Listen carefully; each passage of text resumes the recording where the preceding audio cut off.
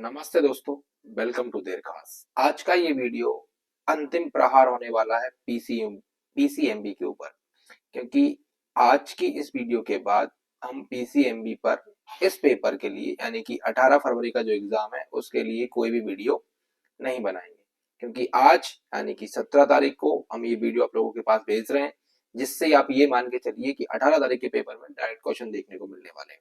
इसके अलावा आपको इस वीडियो के बाद किसी भी तरीके के वीडियो की जरूरत नहीं पड़ेगी। इस वीडियो को बार बार देखना है और इसके क्वेश्चन आंसर को अपने अंदर अच्छे तरीके से जहन में उतार लेना है, क्योंकि डायरेक्ट क्वेश्चन आंसर आपको वीडियो के बाद आप पेपर देने जाओगे तो देखने को मिलेंगे।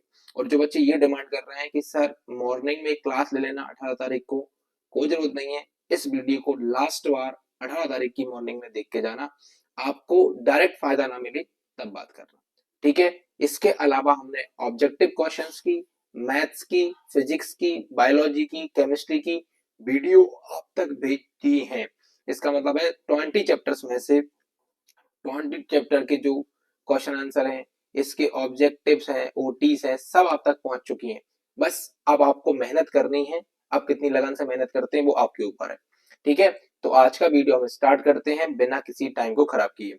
सबसे पहले मैं आपको इंडेक्स समझा देता हूं। सबसे पहले हम बात करेंगे फिजिक्स की, और फिजिक्स में हम जिसमें हम देखने वाले हैं लाइट, है ना।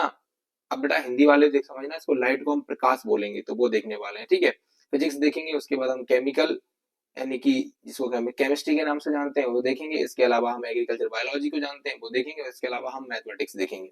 इसमें ओनली क्वेश्चन आंसर्स होने वाले हैं, वो भी इंपॉर्टेंट, ठीक है। अच्छी तरीके से मेरे साथ जुड़े रहोगे तो आप लोगों को ये सारी चीजें याद हो जाएंगी। चलिए सबसे पहले हम बात करते हैं पहले ही चैप्टर की तरफ से, जो है आपका लाइट को हम हिंदी में प्रकाश के नाम से जानते हैं। और इसमें पहला क्वेश्चन जो है इंपॉर्टेंट, वो आप लोगों के लिए रहने वाला है, ठीक है। वो है the right to characteristics of convex lens. देखो कॉन्वेक्स लेंस की बात हो रही है, तो कॉन्वेक्स लेंस की अगर हम बात करें तो उसको उत्तल लेंस के नाम से जानते हैं। किस नाम से जानते हैं? उत्तल लेंस। तो हमसे पूछेगा उत्तल लेंस की दो खासियत बताइए, और इंग्लिश में पूछेगा right the two characteristics of convex lens. तो बेटा सबसे पहले आपको जानना है कि convex lens is thick in the middle and thin at the Andes, यानी कि जो उत्तल लेंस होता है ये बीच में मोटा होता है और किनारों पर कैसा होता है? पतला होता है। इसके अलावा it use in correcting far sightedness, इसका इस्तेमाल जो है दूर की नजर ठीक करने में किया जाता है। इसके अलावा it is also use in microscope, है ना, इसका इस्तेमाल माइक्रोस्कोप में भी किया जाता है। इसके अलावा it's converge the light rays to a single point, इसके अलावा ये क्या करता है? इनको कन्वर्ज कर देता है, यानी कि लाइट की किरणों को एक ही पॉइंट पर लाके क्या कर देता है? एकत्रित कर देता है, यानी कि कन्वर्ज कर देता है। तो ये आपको याद रखना है। कॉन्वेक्स लेंस यानी कि उत्तल लेंस की गुण विशेषता जो भी आपसे पूछे उसका आंसर आपको देना है। आगे चलते हैं भैया अगले क्वेश्चन की तरफ। जो क्वेश्चन होने वाला है write the two characteristics of concave lens. Concave lens को हम अवतल के नाम से जानते हैं, अवतल लेंस के नाम से जानते हैं। इसके भी हिंदी मीनिंग नीचे मिलेगा आपको। अवतल लेंस की दो खासियत लिखिए, क्या होता है ये अवतल। अब अवतल जो है ये बीच में पतला होता है और किनारे पर कैसा होता है? मोटा होता है। ये लेंस बीच में पतला और किनारों पर कैसा होता है? मोटा होता है। इस बात को ध्यान रखना है ना। तो यहाँ पे लिखोगे convex lens is thin in the middle and thick and at the edges. इसके अलावा it spread the light rays, hence it is called the diverging light. इसके अलावा ये क्या करता है? लाइट की किरणों को फैला देता है, इसलिए इसे डिवर्जिंग लेंस के नाम से जानते हैं। इसके अलावा अगर आप देखोगे तो concave lens are also used in telescope. यहाँ पे लिख देना कि जो अवतल लेंस होता है इसका इस्तेमाल टेलीस्कोप में भी किया जाता है। इस प्रकार से आप तीन तीन याद रखेंगे, और जब आपसे इनके दोनों के बीच में क्या पूछेगा? डिफरेंस पूछेगा। जैसे कि ये ऊपर दिया है, जैसे आपसे पूछ लिया उसने कॉन्वेक्स लेंस और कॉनकेव लेंस में डिफरेंस बताइए, तो जो कैरेक्टरिस्टिक आपने इसमें याद किए वो इसमें लिख देना, और जो कॉनकेव में याद किए हैं वो कॉनकेव में लिख देना। तो वो ये क्या हो जाएगा? जो है डिफरेंस हो जाएगा, ठीक है। आगे चलिए भैया, आगे चलते हैं, और आगे आप लोगों को मिलता है अगला क्वेश्चन, जो कि बहुत ज्यादा इंपॉर्टेंट होने वाला है आप लोगों के लिए। वो है write the necessary conditions for lunar Eclipse, यानी चंद्र ग्रहण के लिए जो कंडीशंस होती हैं वो बताइए, और उनको जो है कौन से दिन होता है इस बात को भी बताना है। अब मेरी बात ध्यान से सुनना बेटा, यहाँ पे क्या गड़बड़ मत करना कि कंडीशन जो है वो आप लोग एक याद रखिए पहले तो दोनों में, चाहे वो आपसे लूनार एक्लिप्स पूछे, चाहे वो आपसे सोलार एक्लिप्स पूछे, चाहे वो आपसे चंद्र ग्रहण पूछे, चाहे सन ग्रहण पूछे यानी कि सूर्य ग्रहण पूछे, इन दोनों के लिए एक कंडीशन ये है कि अर्थ, मून और सन ये तीनों स्ट्रेट लाइन में होने चाहिए। क्या होने चाहिए? सन, अर्थ और मून ये तीनों कैसे होने चाहिए? एक स्ट्रेट लाइन में होने चाहिए। पहली कंडीशन तो ये याद रखनी है। दूसरी कंडीशन क्या हो सकती है? दूसरी कंडीशन याद रखनी है कि कौन किसके बीच में होगा। अगर सन जो है, सन और मून के बीच में अगर अर्थ आ गया तो वहां पे पता है आपको कौन नहीं दिखाई नहीं देगा? मून नहीं दिखाई देगा, इसका मतलब लूनार एक्लिप्स होगा। और मान लो अगर यहाँ पे मून होता, मून यहाँ आ जाए और अर्थ यहाँ आ जाए, तो सन और अर्थ के बीच में कौन आ जाएगा? मून आ जाएगा, यानी कि सूरज और पृथ्वी के बीच में कौन आ जाएगा? चंद्रमा आ जाएगा। इसका मतलब यहाँ पे हो जाएगा सोलर एक्लिप्स। कौन हो जाएगा? Solar eclipse. तो याद रखना एक कंडीशन दोनों में सेम रहेगी। पहली क्या है कि सन, अर्थ और मून ये तीनों स्ट्रेट लाइन में होने चाहिए। अगली कंडीशन क्या है? लूनार एक्लिप्स पूछेगा तो जो अर्थ है वो सन और मून के बिटवीन में आनी चाहिए, यानी कि मध्य में आनी चाहिए।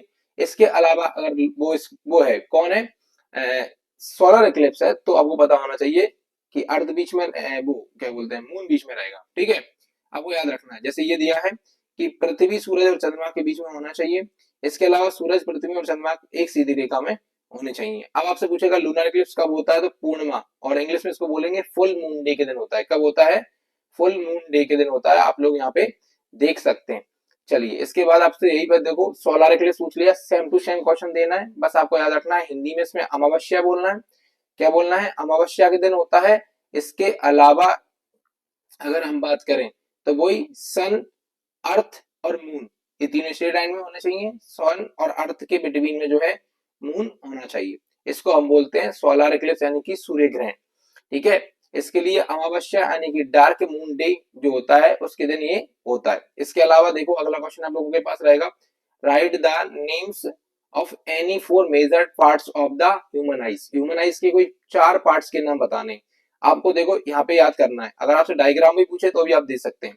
देखो बेटा मेरी बात सुनो, ये जो दिख रहा है ना, ये यहाँ पे इसको हम बोलते हैं आयरिस। क्या बोलते हैं? आयरिस। यहाँ पे आपको दिखाई देगा आयरिस, यहाँ पे दिखाएगा ये परी तारिका के नाम से जो है इसको आयरिस हम बोलते हैं। आप आयरिस ही लिख के आएंगे, हिंदी मीडियम में हो इंग्लिश मीडियम में हो कोई फर्क नहीं पड़ता है। इसके अलावा स्क्लेरा जो होती है ना, ये याद रखेंगे आप। ठीक है ना, ये भी आप लोग याद रखेंगे, श्वेत पटल के नाम से इसे बोलते हैं। कॉर्निया आपको पता ही है, कॉर्निया ये वाली जो लाइन होती है ना ऊपर की सबसे ऊपरी, ये कॉर्निया होता है। कॉर्निया क्या करता है भैया, आपको पता होना चाहिए, जब हम किसी को आइस डोनेट करते हैं, मान लो किसी को आंख डोनेट करनी है, तो उसको पूरी आंख निकाल के नहीं देते हैं ऐसी। ठीक है ना, उसको क्या करते हैं, उसका सिर्फ एक लेयर निकाल के दे देते हैं, जिसे हम कॉर्निया के नाम से जानते हैं।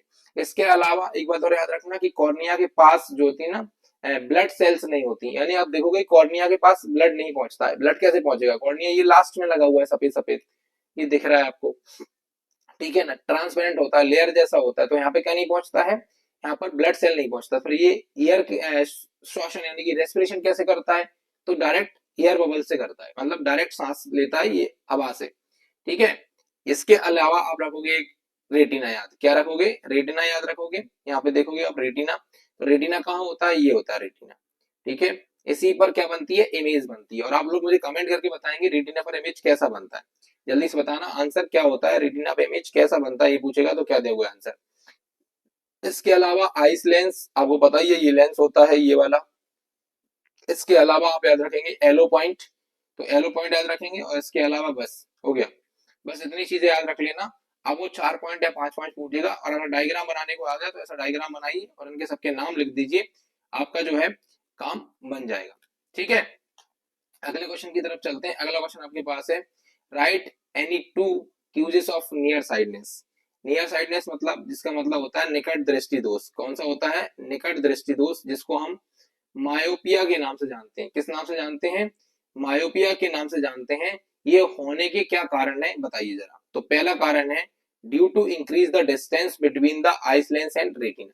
पहला कारण क्या है कि आइस लेंस और रेटिना के बीच की क्या हो जाती है? डिस्टेंस इंक्रीज हो जाती है। इसके अलावा due to decrease the focal length of the eye's lens. इसके अलावा आइस लेंस होता है उसकी फोकल लेंथ क्या हो जाती है, कम हो जाती है।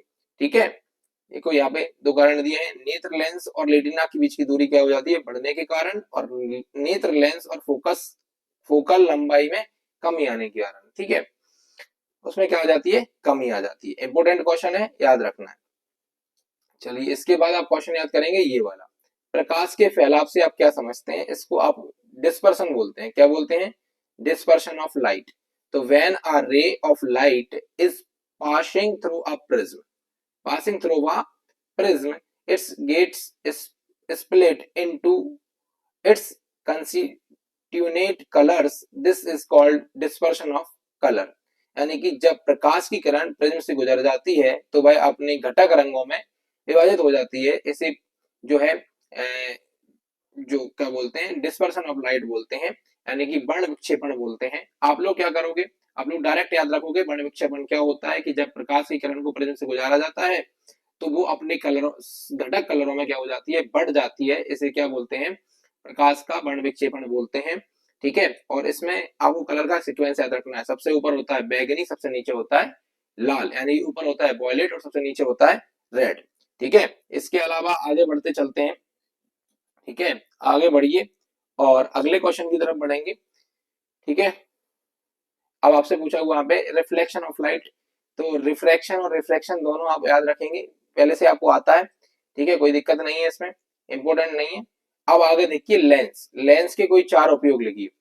अब आपको पता ही है, आपको कॉनकेव लेंस और कॉन्वेक्स लेंस, उत्तल और अवतल दोनों लेंस के उपयोग पता है, वही आप यहाँ पे लिख देंगे।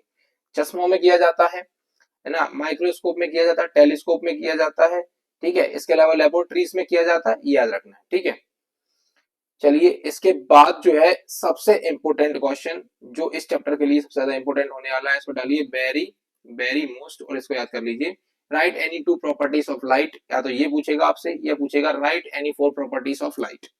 तो इसका आंसर जल्दी से कौन कौन को याद है, कमेंट में एस और नो बोलिए। चलिए बताइए किस किस को ये याद है। तो सबसे पहले मैं बता देता हूं आप लोगों को, लाइट ऑल्सो ट्रेवल इन अ, देखो यहाँ पे दिया हुआ है light travel in a straight line. सबसे पहले तो याद रखिए कि जो प्रकाश होता है, प्रकाश सीधी रेखा में चलता है। कहां चलता है, सीधी रेखा में चलता है। दूसरा याद रखेंगे, light also travel in vacuum, है ना, लाइट का होता है वैक्यूम में चलता है। तीसरा पॉइंट आप यहाँ बना के लिखेंगे, medium is required for medium is required for a travel of light is no need, यानी कि लाइट को चलने के लिए किसी प्रकार के माध्यम की आवश्यकता नहीं होती। प्रकाश निर्बाध में भी चलता है, अतः प्रकाश के चलने के लिए माध्यम की आवश्यकता नहीं होती है, आवश्यकता नहीं होती है, इस बात को ध्यान रखेंगे। इसके अलावा आपसे पूछेगा निर्वात, निर्वात या फिर वैक्यूम, या क्या पूछेगा, वैक्यूम। तो पांचवें पॉइंट या चौथे पॉइंट बना के आप लिख सकते हैं कि जो है वैक्यूम में इसकी चाल होती है, speed of light in a vacuum 3 × 10⁸ metre per second. कितनी होती है, 8 मीटर पर सेकेंड होती है, ये याद रखना है। यानी कि निर्वात में लाइट की, प्रकाश की चाल होती है 3 × 10⁸ मीटर पर सेकेंड के नाम से। ठीक है, इसके अलावा आप और क्या याद रख सकते हैं, प्रकाश एक समस्त रूप में, प्रकाश जिस पथ पे बिंदु से दूसरे बिंदु तक चलता है उसे प्रकाश की किरण कहते हैं। ये जरूरी नहीं है, आप लोग ऐसे रख लीजिए, प्रकाश, है ना, show a reflection, Prakash show off reflection. इसके अलावा प्रकाश शो ऑफ डिस्पर्शन। ठीक है, स्कैटरिंग, लाइट जो होती है स्कैटरिंग दिखाती है, लाइट जो है ना रिफ्लेक्शन दिखाता है, परिवर्तन दिखाता है। ठीक है, और अपवर्तन दिखाता है। ये नाम आप लिख देंगे तो आपको याद हो जाएगा। बाकी आप चार मैंने आपको याद करवा दिए, ये तो करना ही है और इस क्वेश्चन को छोड़ना नहीं है, बहुत इंपॉर्टेंट है। चलिए भाई साहब अगले क्वेश्चन की तरफ चलते हैं, और अगला क्वेश्चन आप लोगों का रहेगा लेंस के प्रकार। क्या रहेगा, टाइप ऑफ लेंस। क्या रहेगा, लेंस के प्रकार, यानी कि टाइप ऑफ लेंस। ये क्वेश्चन अच्छा है, तो याद रखना कॉन्वेक्स लेंस, और इसके अलावा जो होता है कॉनकेव लेंस, कॉन्वेक्स और कॉनकेव। कॉनकेव आपको पता ही है, ये वाला है कॉनकेव, इसमें दो होते हैं बायोकॉनकेव, इनके नाम जरूर लिखना नहीं है, तो याद रखिए दो प्रकार के होते हैं, उत्तल लेंस और अवतल लेंस, यानी कि कॉनकेव और कॉन्वेक्स। उनके बारे में थोड़ा डिटेल में बता देना। इसके अलावा इस चैप्टर में कुछ भी याद करने की जरूरत नहीं है। ये पहला चैप्टर तुम्हारा कंप्लीट हो गया। अब आइए अगले चैप्टर की तरफ। ऑब्जेक्टिव के लिए मैं पहले वीडियो बना चुका हूं, जाके आप लोग देख लेंगे, ठीक है। चलिए अगला क्वेश्चन हमारे पास है, जो है मैग्नेटिज्म। आपको चैप्टर पता ही है ना, चुंबकत्व है। अब मुझे जल्दी से बताइए, right two reasons for the loss of magnetism of a magnet. क्या कारण है कि जो मैग्नेट होता है वो अपना मैग्नेटिज्म खत्म कर देता है, यानी चुंबक का चुंबकत्व नष्ट होने के दो कारण लिखिए। तो पहला कारण है चुंबक को गर्म कर दो, दूसरा कारण है चुंबक को टकराने या ठोकने से, चुंबक को अन्य चुंबकीय वस्तुओं के पास रखने से। पहला है हीटिंग ऑफ मैग्नेट, अगला है हीटिंग ऑफ और बैंगिंग ऑफ मैग्नेट। इसके अलावा when a magnet is the placed near other magnetic object. ठीक है, जल्दी से आप लोग इनको जो है समझेंगे समझेंगे और बताएंगे मेरे को कि चुंबक क्यों अपने चुंबकत्व खत्म कर देता है। तो पहला कारण है उसको चुंबक को गर्म करने से। इसके अलावा उसको अगर आप टकराने, ठोकेंगे, पीटेंगे यानी कि हिटिंग करेंगे उसको, है ना, और बैंगिंग करेंगे यानी कि पटकेंगे, तो जिस वजह से वो ऐसा हो जाता है। ठीक है, चुंबक अपनी पावर खो देती है। बहुत इंपॉर्टेंट क्वेश्चन है, याद रखना। अगला क्वेश्चन है आप लोगों के पास, what is the magnetic protector. याद रखना, इसको भी मोस्ट इंपोर्टेंट क्वेश्चन है ये भी। ठीक है, तो चुंबकीय रक्षक क्या होता है कि चुंबकीय रक्षक नरम लोहे के टुकड़े होते हैं। चुंबकीय रक्षकों द्वारा चुंबक का चुंबकत्व अधिक समय तक सुरक्षित रखा जाता है। Magnetic protector are the piece of soft iron. This magnetism of a magnet is the preserve for a long time by magnetic protector. ठीक है, बात समझ में आ गई। तो मैग्नेटिक प्रोटेक्टर जो होता है वो सॉफ्ट आयरन का टुकड़ा होता है और इसके द्वारा जो है लंबे समय तक मैग्नेटिक की पावर को बना के रखा जाता है। जैसे आपने देखा होगा कि चुंबक होता है, कोई सा भी चुंबक होता है, तो उसके मिड में क्या होते हैं, कोई भी चीज लगा दी जाती है, कोई सॉलिड चीज लगा दी जाती है, जिससे वो यहाँ का चुंबक यहाँ के चुंबक को ना खींच पाए, यहाँ का चुंबक यहाँ के चुंबक को ना खींच पाए। जैसे आपने छोटा वाला मोबाइल देखा होगा जिसमें गाने बजते हैं ना, जैसे चल छैया छैया वाले गाने जो बजते हैं जिस मोबाइल में, उसमें एक छोटा स्पीकर आता है। उस स्पीकर में के मिड में जो है एक लोहे का टुकड़ा लगा रहता है, वो सॉफ्ट आयरन का बना होता है, उसको हम क्या बोलते हैं, मैग्नेटिक प्रोटेक्टर बोलते हैं। चलिए अगले क्वेश्चन की अगर हम बात करें कि define the types of magnet, है ना, define the types of magnet. यहाँ पर पूछेगा टेम्परेरी मैग्नेट क्या होता है, परमानेंट मैग्नेट क्या होता है, define the types of the artificial magnet क्या होते हैं। तो अगर हम बात करें मैग्नेट की, स्पेशली आर्टिफिशियल मैग्नेट की अगर हम बात करें, तो कितने प्रकार के होते हैं, दो प्रकार के होते हैं, टेम्परेरी और परमानेंट। देखो सबसे पहले ये जानो कि मैग्नेट कितने प्रकार का होता है। तो मैग्नेट दो प्रकार का होता है, नेचुरल और आर्टिफिशियल। फिर आपसे पूछेगा आर्टिफिशियल कितने टाइप का होता है, तो दो टाइप का, टेम्परेरी और परमानेंट। टेम्परेरी क्या होता है, a magnet whose the magnetism is lost quickly is called the temporary magnet. Temporary magnet are made of soft iron. ठीक है, इसके अलावा परमानेंट मैग्नेट क्या होते हैं, a magnet whose the magnetism does not get lost quickly is called a permanent magnet. Permanent magnet are made of hard steel and nickel and cobalt. ठीक है, तो आपको पता ही है कि कृत्रिम चुंबक जिन्हें हम बोलते हैं, तो दो प्रकार के होते हैं, टेम्परेरी होते हैं और परमानेंट होते हैं, स्थायी और अस्थायी। अस्थायी और स्थायी। अस्थायी कैसे होते हैं, जिन्हें टेम्परेरी बोला जाता है। ऐसा मैग्नेट जिसका मैग्नेटिज्म जल्दी खत्म हो जाता है, उसे टेम्परेरी मैग्नेट कहते हैं। और टेम्परेरी मैग्नेट नर्म लोहे के बनाए होते हैं। परमानेंट मैग्नेट कैसे होते हैं, ऐसा मैग्नेट जिसका मैग्नेटिज्म जल्दी खत्म नहीं होता है, उसे परमानेंट मैग्नेट कहते हैं। Permanent magnet hard steel, nickel, cobalt इनके बनाए जाते हैं। ठीक है, तो बेटा हम आपको पता है वो 20 चैप्टर्स कवर करने हैं, तो ज्यादा स्पीड से चलना पड़ेगा, इसलिए आप लोगों को भी स्पीड करनी पड़ेगी, मैच करनी पड़ेगी और ज्यादा से ज्यादा ध्यान से इनको सुनना पड़ेगा। ठीक है, सबसे पहले हम बात करते हैं डिफाइन मैग्नेटिक फील्ड। इसको लगाइए very very most. Define magnetic field and natural lines क्या होते हैं, यानी कि चुंबकीय क्षेत्र को परिभाषित कीजिए। तो चुंबकीय क्षेत्र क्या होता है, किसी चुंबक के चारों ओर का बाह्य क्षेत्र जहां तक चुंबक के आकर्षण का प्रभाव महसूस किया जा सकता है, चुंबकीय क्षेत्र कहलाता है। तो magnetic field, the area around a magnet up to where the effect of magnet's attraction can be felt is called the magnetic field। मेरी बात सुनो, जैसे ये चुंबक है, इसके जितने जितने एरिया में आपको चुंबकत्व का महसूस होता है, आकर्षण का महसूस होता है, तो उसको हम बोलते हैं चुंबकीय क्षेत्र या मैग्नेटिक फील्ड। ठीक है, अच्छा क्वेश्चन है, याद रखना है। चलिए अगला क्वेश्चन है ये, define the magnetic axis and natural line. तो पहले बोल दिया है कि नेचुरल लाइन क्या होता है, नेचुरल एक्सिस क्या होता है, the line passing through the mid point of the magnet. Magnet के मिड पॉइंट से जो लाइन गुजरती है वो भी कैसी, परपेंडिकुलर। इस बात को ध्यान रखना, कैसे गुजरती है, perpendicular to the principal to the principal axis of this magnet is called the natural axis of line, यानी कि effective length of a magnet. So the distance between the two poles of a magnet is called the effective length of the magnet. It is usually represented by 2L. ठीक है, इसके द्वारा दिखाई जाती है, इसको याद रखना है। ठीक है, जैसे हिंदी में ये क्वेश्चन हम देखेंगे तो पहले देखेंगे क्या कि जो उदासीन यानी कि नेचुरल जो न्यूट्रल एक्सेस होता है वो क्या होता है, तो चुंबक के मध्य बिंदु से होकर गुजरने वाली चुंबकीय बालिक चुंबक के मुख्य अक्ष को जो है लंबवत रेखा या उदासीन अक्ष कहते हैं। मैं अभी समझाने वाला हूँ क्या होता है, अभी समझो। इसके अलावा चुंबक की प्रभावी लंबाई क्या होती है, चुंबक के दो ध्रुवों के बीच की दूरी को चुंबक की प्रभावी लंबाई कहते हैं। देखो अब इसको यहाँ समझो, जैसे मान लो मैं यहाँ पे एक चुंबक बना लेता हूँ ये वाला, अब आपको सब कुछ समझ में आएगा। इसमें एक पोल दे देते हैं एन और एक पोल दे देते हैं हम एस।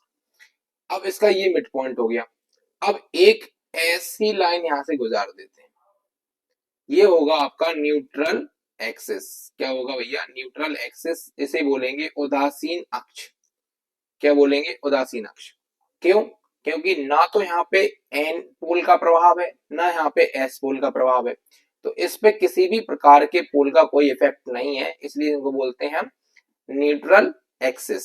ठीक है, इसके अलावा इफेक्टिव लेंथ क्या होती है, तो एन से एस तक की जितनी दूरी होगी, एन से एस तक की जितनी दूरी होगी वो ही कहलाती है आपकी इफेक्टिव लेंथ, यानी कि चुंबक की प्रभावी लंबाई। चुंबक की प्रभावी लंबाई, बात समझ में आ गई। चलिए आगे चलते हैं, आगे चलते हैं और अगला क्वेश्चन कोई दमदार दिखेगा तो बताएंगे।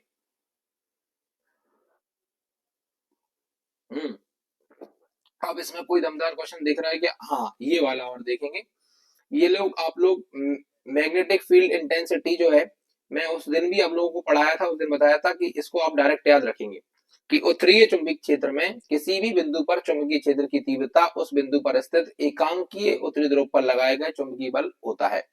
अगर ये याद हो जाता है तो अच्छी बात है, नहीं होता है तो आप छोड़ सकते हैं। बाकी क्वेश्चन अच्छा है, पेपर में आने की फुल संभावनाएं होती है इसकी। ठीक है, चलिए अगला क्वेश्चन ये वाला, इस पे लगाइए वेरी वेरी मोस्ट। क्या लगाइए, वेरी वेरी मोस्ट लगाइए। Right any four properties of magnet, है ना, right the main properties of magnet. तो मैग्नेट यानी कि चुंबक के कोई चार गुण बताइए। तो चुंबक के चार गुण हम बता देते हैं, पहले हिंदी में फिर इंग्लिश में। पहला हिंदी में बता देते हैं, चुंबक चुंबकीय पदार्थ को अपनी ओर आकर्षित करता है। स्वतंत्र रूप से लटकाए जाने पर यह हमेशा उत्तर दक्षिण दिशा में ठहरता है। समान ध्रुवों के बीच प्रतिकर्षण और असमान ध्रुवों के बीच आकर्षण होता है। चुंबक के दो ध्रुवों को कभी भी अलग अलग प्राप्त नहीं किया जा सकता और चुंबक को पीटने, गर्म करने या लटकाने, पटकने या जो है रगड़ने से चुंबक नष्ट हो जाता है। कुछ समझ में नहीं आएगा, अब मैं बताऊंगा जब समझ में आएगा। देखो इधर आ जाओ। पहला क्वेश्चन जो पॉइंट बोल रहा है कि a magnet attract magnetic substance toward itself, कि जो मैग्नेट होता है वो चुंबकीय पदार्थों को अपनी ओर आकर्षण करता है, ये बात हमको समझ में आ गई। इसके अलावा when hang freely it's always remain in the north and south direction. जैसे मान लो कोई चुंबक है, उस चुंबक को आप डायरेक्ट ऐसे किसी धागा से यहाँ बीच से बांध के और इसको क्या कर देते हैं, हम लटका देते हैं, तो ये always north and south pole पर ही रुकेगा। मतलब जिस तरफ अर्थ का नॉर्थ पोल होगा उस तरफ, और जिस तरफ साउथ पोल होगा उस तरफ ही रुकेगा। आप चाहे कितना भी इसको घुमा के छोड़ दें, जब भी रुकेगा, जब कैसे रुकेगा, नॉर्थ एंड साउथ पोल में। इसके अलावा there is repulse between the similar poles. जैसे अब नॉर्थ पोल है और इधर भी आप नॉर्थ पोल वाला कोई चुंबक लेके आएंगे तो क्या होगा, रिपल्स होगा, दूसरे से दूर जाएगा। और अगर आप साउथ पोल की तरफ कोई नॉर्थ पोल लेके आते हैं तो क्या हो जाएगा, अट्रैक्शन हो जाएगा। क्या हो जाएगा, अट्रैक्शन हो जाएगा। तो सिमिलर पोल्स क्या करते हैं, रिपल्स करते हैं, और जो अपोजिट पोल्स होते हैं, अनलाइक पोल होते हैं, वो क्या करते हैं, अट्रैक्शन करते हैं। ठीक है, इसके अलावा the two poles of a magnet can never be obtained separately. अब जैसे आप लोग सोचें कि ये चुंबक है, इसमें ये नॉर्थ पोल है और इसमें ये साउथ पोल है, हम इसको काट दें बीच में से तो नॉर्थ पोल अलग हो जाएगा, साउथ पोल अलग हो जाएगा। तो ये पॉसिबल नहीं है, क्योंकि जैसे ही आप इसको काटोगे तो इधर पे साउथ पोल बन जाएगा और उधर पे नॉर्थ पोल बन जाएगा। इनको कभी भी हम सेपरेट नहीं कर सकते, इस बात को याद रखना है। इसके अलावा इसको ठोकते हैं, पीटते हैं या रगड़ते हैं तो चुम्बक का चुम्बकत्व जो होता है वो खत्म हो जाता है, समाप्त हो जाता है। ठीक है, इसको याद रखना है, वेरी इंपॉर्टेंट है। हिंदी में भी हमने आपको पढ़ा दिया है और इंग्लिश में भी पढ़ा दिया है, जल्दी से याद रखेंगे। आगे बढ़ते हैं। इसके अलावा आपको, हाँ, यहाँ पे मैग्नेटिक फोर्स लाइन दिख रही है क्या, property of magnetic force line, इसको और याद करेंगे। ठीक है, मैग्नेटिक फोर्स लाइन क्या होती है आपको पता ही है, बस याद कर लीजिए इनकी प्रॉपर्टीज। तो मैं बता देता हूँ आपको। चुंबकीय बल रेखाएं हमेशा उत्तरी ध्रुव से निकलती हैं और दक्षिणी ध्रुव में प्रवेश करती हैं। यानी कि यहाँ पे देखोगे आप तो नॉर्थ पोल से स्टार्ट होके साउथ पोल पे जाती है, ऐसे नॉर्थ पोल से स्टार्ट होके साउथ पोल में जा रही होती है। ठीक है, इसके अलावा बल रेखाओं पर किसी भी बिंदु पर खींची गई स्पर्श रेखा उस बिंदु पर चुंबकीय क्षेत्र को दर्शाती है। इसके अलावा बल रेखाएं कभी एक दूसरे को पार नहीं करती हैं, मतलब इंटरसेक्ट नहीं करती हैं। बल रेखाएं कभी भी एक दूसरे को पार नहीं करती हैं, नहीं काटती हैं। बल रेखाएं हमेशा तल के लंबवत प्रारंभ होती हैं और लंबवत ही समाप्त हो जाती हैं। इन 3-4 पॉइंटों को याद रखोगे। जैसे magnetic lines of force always emerge from the north pole and enter the south pole. North pole से स्टार्ट होती हैं, साउथ पोल पे चली जाती हैं। द इसके अलावा इतना मत करो, आप डायरेक्ट याद करो, line of force never cross each other, एक दूसरे को क्रॉस नहीं करती हैं। Lines of force always start perpendicular और to the planes plane and the vertically, और इसके अलावा वर्टिकली क्या हो जाती है, समाप्त हो जाती है। ठीक है, ये कुछ पॉइंट है, इनको याद रखना है। इसके अलावा अब आपको कुछ भी याद नहीं करना है और हम थर्ड चैप्टर के ऊपर आ चुके हैं जिसका नाम है हीट। क्या नाम है, हीट। और हीट से आपको जो है क्वेश्चन याद नहीं करना है, इस बात को ध्यान रखिए। हीट से हमको ऑब्जेक्टिव याद करने हैं और ऑब्जेक्टिव में आप लोगों को याद करवा चुका हूं। फिर भी देख लेते हैं अगर कोई क्वेश्चन इंपोर्टेंट मिल जाता है तो, है ना। जैसे एक क्वेश्चन ये मिल गया, याद करके जाना है कि write any to uses of calorimeter. तो कैलोरीमीटर का यूज क्या होता है। जैसे ये क्वेश्चन, इस टाइप के क्वेश्चन आप लोग अगर याद भी नहीं करके जाएंगे, क्वेश्चन में आ जाएंगे तब भी बना सकते हो कि इसका इस्तेमाल केमिकल रिएक्शन को गर्मी मापने के लिए किया जाता है। कैलोरी मापने के लिए केमिकल रिएक्शंस के जो गर्मी निकलती है, एनर्जी निकलती है, उसको मापने के लिए करा जाता है। It is to measure the heat of chemical reaction. इसके अलावा calorimeter is used to measure heat capacity. इसके अलावा कैलोरीमीटर का इस्तेमाल हीट कैपेसिटी को मापने के लिए किया जाता है। ठीक है, इंपोर्टेंट क्वेश्चन है। अगला देखो, अगला क्वेश्चन क्या है, write the definition of heat capacity. तो वही होती है, हीट कैपेसिटी का क्या होता है, किसी भी चीज का तापमान 1 डिग्री सेल्सियस बढ़ाने के लिए जरूरी ऊर्जा को उस चीज की हीट कैपेसिटी कहते हैं। यानी कि the heat required to increase the temperature of an object by 1 degree Celsius, 1 degree Celsius is called the heat capacity of that object. मेरी बात सुनो, जैसे कोई भी पानी वगैरह है, अब ये पानी आपके पास है 10 ग्राम, कितना पानी है, 10 ग्राम। अब इस 10 ग्राम पानी को आप मान लीजिए कि अभी इसका जो टेम्परेचर है वो है 6 डिग्री सेल्सियस। कितना है, 6 डिग्री सेल्सियस। अब आप चाहते हैं कि ये 7 डिग्री सेल्सियस हो जाए। कितना हो जाए, 7 डिग्री सेल्सियस हो जाए। तो जितनी एनर्जी आपको इसको देनी पड़ेगी, जितनी एनर्जी आपको देनी पड़ेगी और जितनी एनर्जी लेने के बाद ये क्या होगा, 7 डिग्री सेल्सियस होगा, वो ही क्या कहलाएगी, इसकी हीट कैपेसिटी कहलाएगी। यानी किसी भी सब्सटेंस की 1 डिग्री सेल्सियस टेम्परेचर इंक्रीज करने के लिए जितनी हीट की रिक्वायरमेंट होती है वो क्या होता है, हीट कैपेसिटी कहलाती है, उस पदार्थ की हीट कैपेसिटी कहलाती है। ठीक है, इसके अलावा अगर हम बात करें तो अभी तक ऐसा कोई क्वेश्चन अभी तक देखने को नहीं मिला है, तो छोड़ दो आप। ठीक है, अब आते हैं अगले क्वेश्चन की तरफ, जो है इलेक्ट्रिसिटी। क्या है, इलेक्ट्रिसिटी है, और इलेक्ट्रिसिटी से काफी अच्छे क्वेश्चन आपको देखने को मिलेंगे। ठीक है, चलिए इलेक्ट्रिसिटी पे चलते हैं। काफी बढ़िया क्वेश्चन है, इसमें से ऑब्जेक्टिव ज्यादा नहीं आते, इसमें से क्वेश्चन बढ़िया आते हैं। ठीक है, कुछ ज्यादा क्वेश्चन हम याद नहीं करेंगे, कम से कम क्वेश्चन याद करेंगे और अच्छे क्वेश्चन याद करेंगे। जैसे पहला ही क्वेश्चन है, write the common electrical device used for the supplying electric current in home. कि घरों में बिजली सप्लाई करने के लिए इस्तेमाल होने वाले आम इलेक्ट्रिकल डिवाइस कौन कौन से हैं। तो कनेक्टिंग वायर, बिना डोरी के कैसे आएगा भैया। दूसरा है इलेक्ट्रिकल फ्यूज। ठीक है, ये इसी प्रकार से आप याद रखेंगे, कनेक्टिंग वायर, स्विच, है ना, इलेक्ट्रिक फ्यूज और ईटीसी। ठीक है, इनका याद रखना। स्विच वगैरह यहाँ पे दिया, देखो स्विच दिया हुआ है। अगला क्वेश्चन दिया है write the effect of electric current. तो इफेक्टिव जो होते हैं किसी भी इलेक्ट्रिक करंट के कितने इफेक्ट होते हैं, इलेक्ट्रिक करंट का असर लिखिए। तो 3 होते हैं। पहला होता है इलेक्ट्रिक करंट का हीटिंग इफेक्ट यानी प्रभाव। दूसरा होता है इलेक्ट्रिक करंट का मैग्नेटिक प्रभाव। तीसरा होता है इलेक्ट्रिक करंट का केमिकल प्रभाव। जैसे अगर आप देखोगे हीटिंग इफेक्ट, तो आप लोगों ने हीटर देखे हैं, अभी सर्दियों में हीटर चलते हैं, रोटियां बनाने के लिए भी हीटर का यूज करा जाता है, प्रेस का यूज किया जाता है। ये किस पे काम करता है, heating effect of electric current.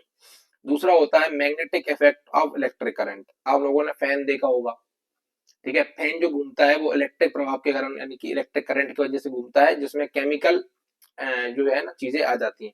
उसके बाद केमिकल, तो केमिकल आप मोबाइल की बैटरी देख लीजिए, सेल देख लीजिए, रिमोट वाले, घड़ी वाले, ये सब केमिकल इफेक्ट पे काम कर रहे होते हैं। ठीक है भैया। इसके बाद अगले क्वेश्चन की अगर मैं बात करूं तो अगला क्वेश्चन आप लोगों के पास आने वाला है, इसमें से कोई नहीं है, चलिए ये वाला, right the properties of electric force line. Most important डालिए, क्या डालिए, मोस्ट इंपोर्टेंट डालिए कि विद्युत बल रेखाओं के गुण लिखिए। जल्दी जल्दी लिखेंगे कि विद्युत बल रेखाएं धनात्मक आवेश से, देखो जहां पे इलेक्ट्रिक फोर्स वो मैग्नेटिक फोर्स लाइन थी ना उसी जैसी होती है ये, ठीक है।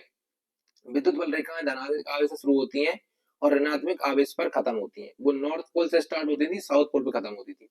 विद्युत क्षेत्र रेखाओं पर किसी भी बिंदु पर खींची गई स्पर्श रेखा उस बिंदु पर चुंबकीय क्षेत्र की दिशा को दिखाती है।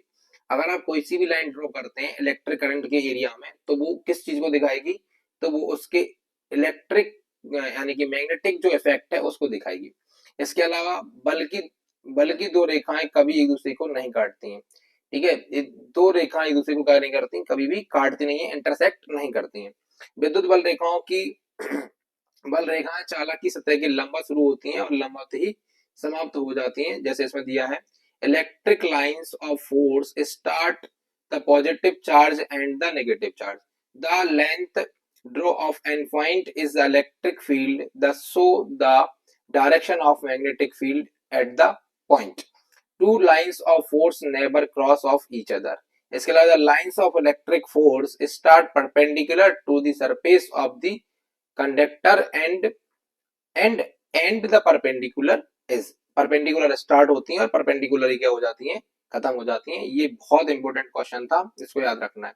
अगला है mention any 4 factor of affecting the electric potential. Electric potential को अफेक्ट करने वाले फैक्टर कौन कौन से हैं।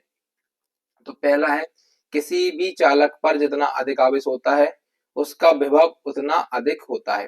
विभव का मतलब विभव को प्रभावित करने वाले पूछ रहा है ना, विद्युत विभव को प्रभावित करने वाले। इसके अलावा किसी चालक के आकार के आधार पर उसका सतही क्षेत्रफल जितना अधिक होता है उसका विभव भी उतना ही कम होता है। इसके अलावा दूसरे कनेक्टर की मौजूदगी में जब एक कनेक्टर दूसरे कनेक्टर के पास लाया जाता है तो उस कनेक्टर का पोटेंशियल क्या हो जाता है, कम हो जाता है, मैग्नेट के जैसे। ठीक है, 3 याद रख लिए, ऐसे ही याद रखेंगे इंग्लिश में। कैसे कि the greater the charge on a conductor the जो ग्रेटर इट इज पोटेंशियल है ना, the greater is surface area of conductor depending on the size of the conductor and lower is it's potential. ठीक है, इसके अलावा presence of other conductor when a conductor is brought near another conductor is the potential of the conductor decrease. तो conductor का जो potential होता है वो कैसा हो जाता है, कम हो जाता है अगर किसी और कंडक्टर के पास उसको आप ले आते हैं तो। ठीक है, इसके अलावा अगर मैं आपसे बात करूं तो ये नहीं है किसी का क्वेश्चन, क्वेश्चन है ये वाला इंपॉर्टेंट, ये वाला नहीं, ये वाला नहीं, आगे मिलेगा क्वेश्चन हमको। इक्विपोटेंशियल सर्विस भी छोड़ दीजिए, इक्विपोटेंशियल सर्विस भी आप लोग क्या करेंगे, छोड़ सकते हैं। चाहे तो इसको देख लेना, इक्विपोटेंशियल बहुत आसान होता है, एक बार हिंदी में ऐसे देख लेना, इंपॉर्टेंट क्वेश्चन है, पढ़ के जाना। ठीक है, इक्विपोटेंशियल सर्विस क्या है, पढ़ के चले जाना, एक बार पढ़ने में कुछ नहीं जा रहा उसमें। ठीक है, चलिए अगला क्वेश्चन हम देखते हैं, वो इंपॉर्टेंट क्वेश्चन मिल नहीं रहा है, रेसिस्टेंस वाला। हाँ ये वाला, ठीक है, इलेक्ट्रिक रेसिस्टेंस को इफेक्ट करने वाले फैक्टर्स। तो पहले मैं इंग्लिश बता देता हूँ, फिर हिंदी में बात करेंगे। सबसे पहले नेचर ऑफ मैटर।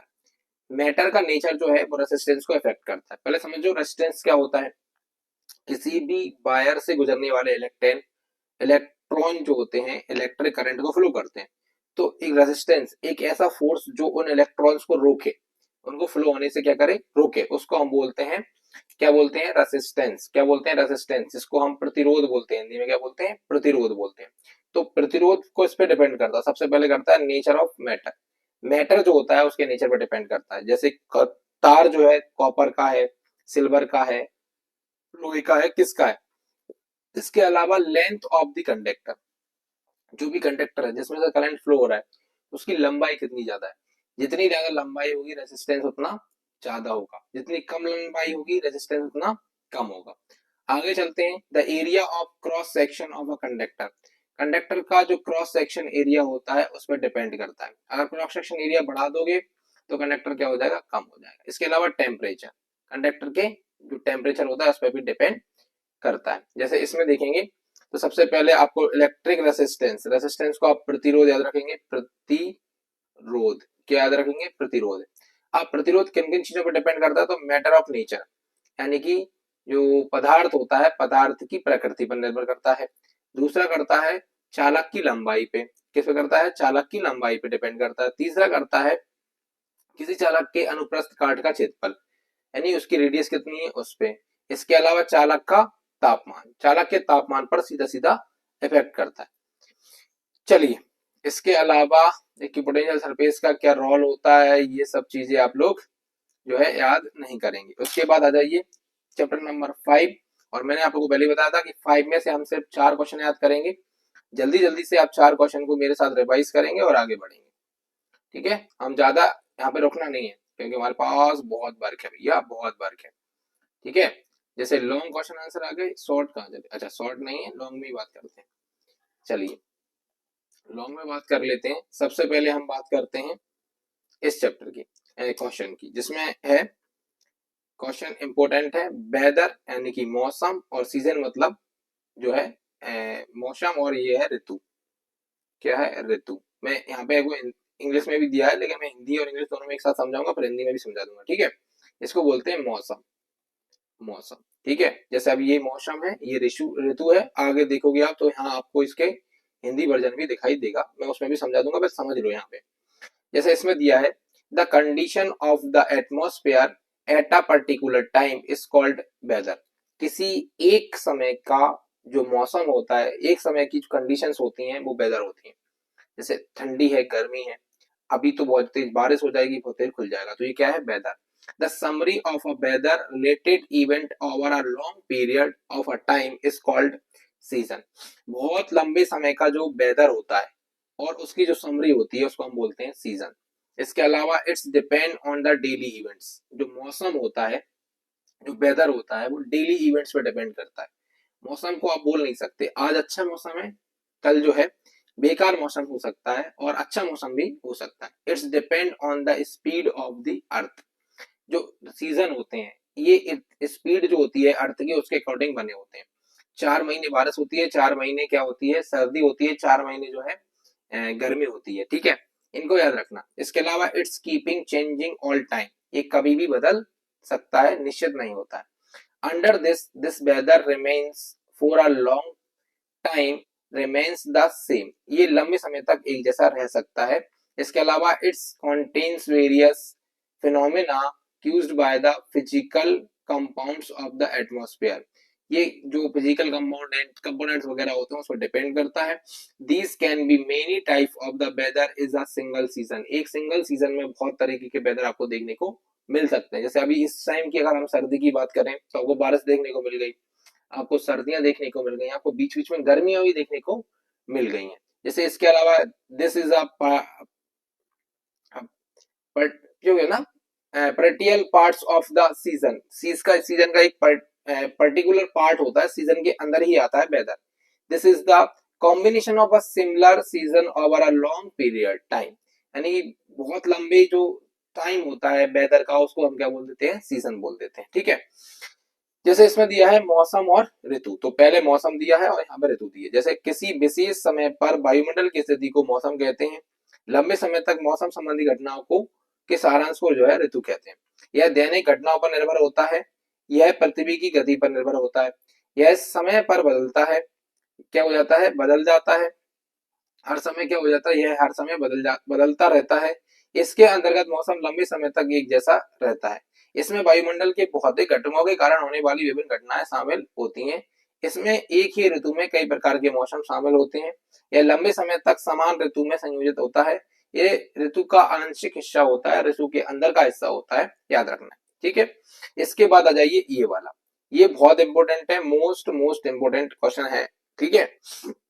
चलिए क्वेश्चन क्या है, क्वेश्चन है कि भैया right any 5 characteristic of the monsoon rainfall. तो मॉनसून रेनफॉल हमसे पूछे, इंडियन रेनफॉल हमसे पूछे, इसके अलावा आपसे जो है माउंटेन रेनफॉल पूछे, तो हमको आंसर ये देना है। आंसर हमको क्या करना है, यही वाले देने हैं। सबसे पहले मैं आपको इंग्लिश में समझा देता हूँ, फिर हम हिंदी में बात कर रहे होंगे। The amount of rainfall in India is uncertain, कि जो इंडिया का रेनफॉल होता है वो अनसर्टेन होता है। When there is more rainfall than the average, it cues the flood, and sometimes there is so little rainfall that is cues the drought। मतलब कभी कभार इंडिया की जो रेनफॉल है वो अनसर्टेन है, कभी कभार बहुत ज्यादा बारिश होगी, कभी कभार बहुत ज्यादा सूखा हो जाएगी, है ना। इसके अलावा during the rainy season sometime there is no rain for a long time, so irrigation is the required to the save the crops. कभी कभार क्या होता है, बारिश के मौसम में भी बहुत लंबे समय तक क्या नहीं होती है, बारिश नहीं होती है, जिस वजह से क्रॉप को बचाने के लिए किसानों को इरिगेशन करने की जरूरत पड़ जाती है। इसके अलावा एक्सपेक्ट जो एक्सपेक्ट जो है इन आंध्र प्रदेश, इसके अलावा तमिलनाडु, दो स्टेट की अगर हम बात करें, आंध्र प्रदेश और तमिलनाडु को छोड़ दें, तो the distribution of rainfall is so कैसा है, erratic, and sometimes the rain start in June and sometimes there is no rain even in July and remain sometimes end of the September and sometime in October। इन्होंने जो बोला है कि अगर आंध्र प्रदेश छोड़ दें आप और तमिलनाडु छोड़ दें, तो जो बारिश का स्टार्ट होने या खत्म होने का जो समय है वो पर्टिकुलर निश्चित नहीं है। कभी कभार ये बारिश जो है वो जून में स्टार्ट हो जाती है और कभी कभार जुलाई में जाके स्टार्ट होती है। कभी कभार ये जो बारिश है ये सितंबर में ही खत्म हो जाती है और कभी कभार ये अक्टूबर तक जाती है। कहां तक जाती है, अक्टूबर तक जाती है। इसके अलावा winter rainfall is also erect, मतलब जो बारिश है सर्दियों में ये भी निश्चित नहीं है, कभी तो होगी कभी नहीं होगी, कभी दिसंबर में होगी कभी जनवरी में होगी, ठीक है। इस बार फरवरी में हुई है भैया, ठीक है। तो याद रखना, sometime it's rain is May and June also in plains of northern India. इसके अलावा the amount of rainfall decrease from the east to west. इसके अलावा जो इंडियन रेनफॉल है वो ईस्ट से वेस्ट की तरफ आती है तो कैसी हो जाती है, कम होती है, घटती हुई जाती है, क्योंकि ईस्ट में आप देखोगे तो बहुत ज्यादा बारिश होती है और वेस्ट में आप राजस्थान चले जाओ तो बहुत कम बारिश होती है। भारतीय आप जो हिंदी में इसको समझते हैं कि भारत में वर्षा की मात्रा अनिश्चित है। जब औसत से ज्यादा बारिश होती है तो बाढ़ आ जाती है और कभी कभार इतनी कम बारिश होती है कि सूखा पड़ जाती है। बारिश, दूसरा पॉइंट है कि बारिश के मौसम में कभी कभार लंबे समय तक बारिश नहीं होती है, इसलिए फसलों को बचाने के लिए सिंचाई की आवश्यकता होती है।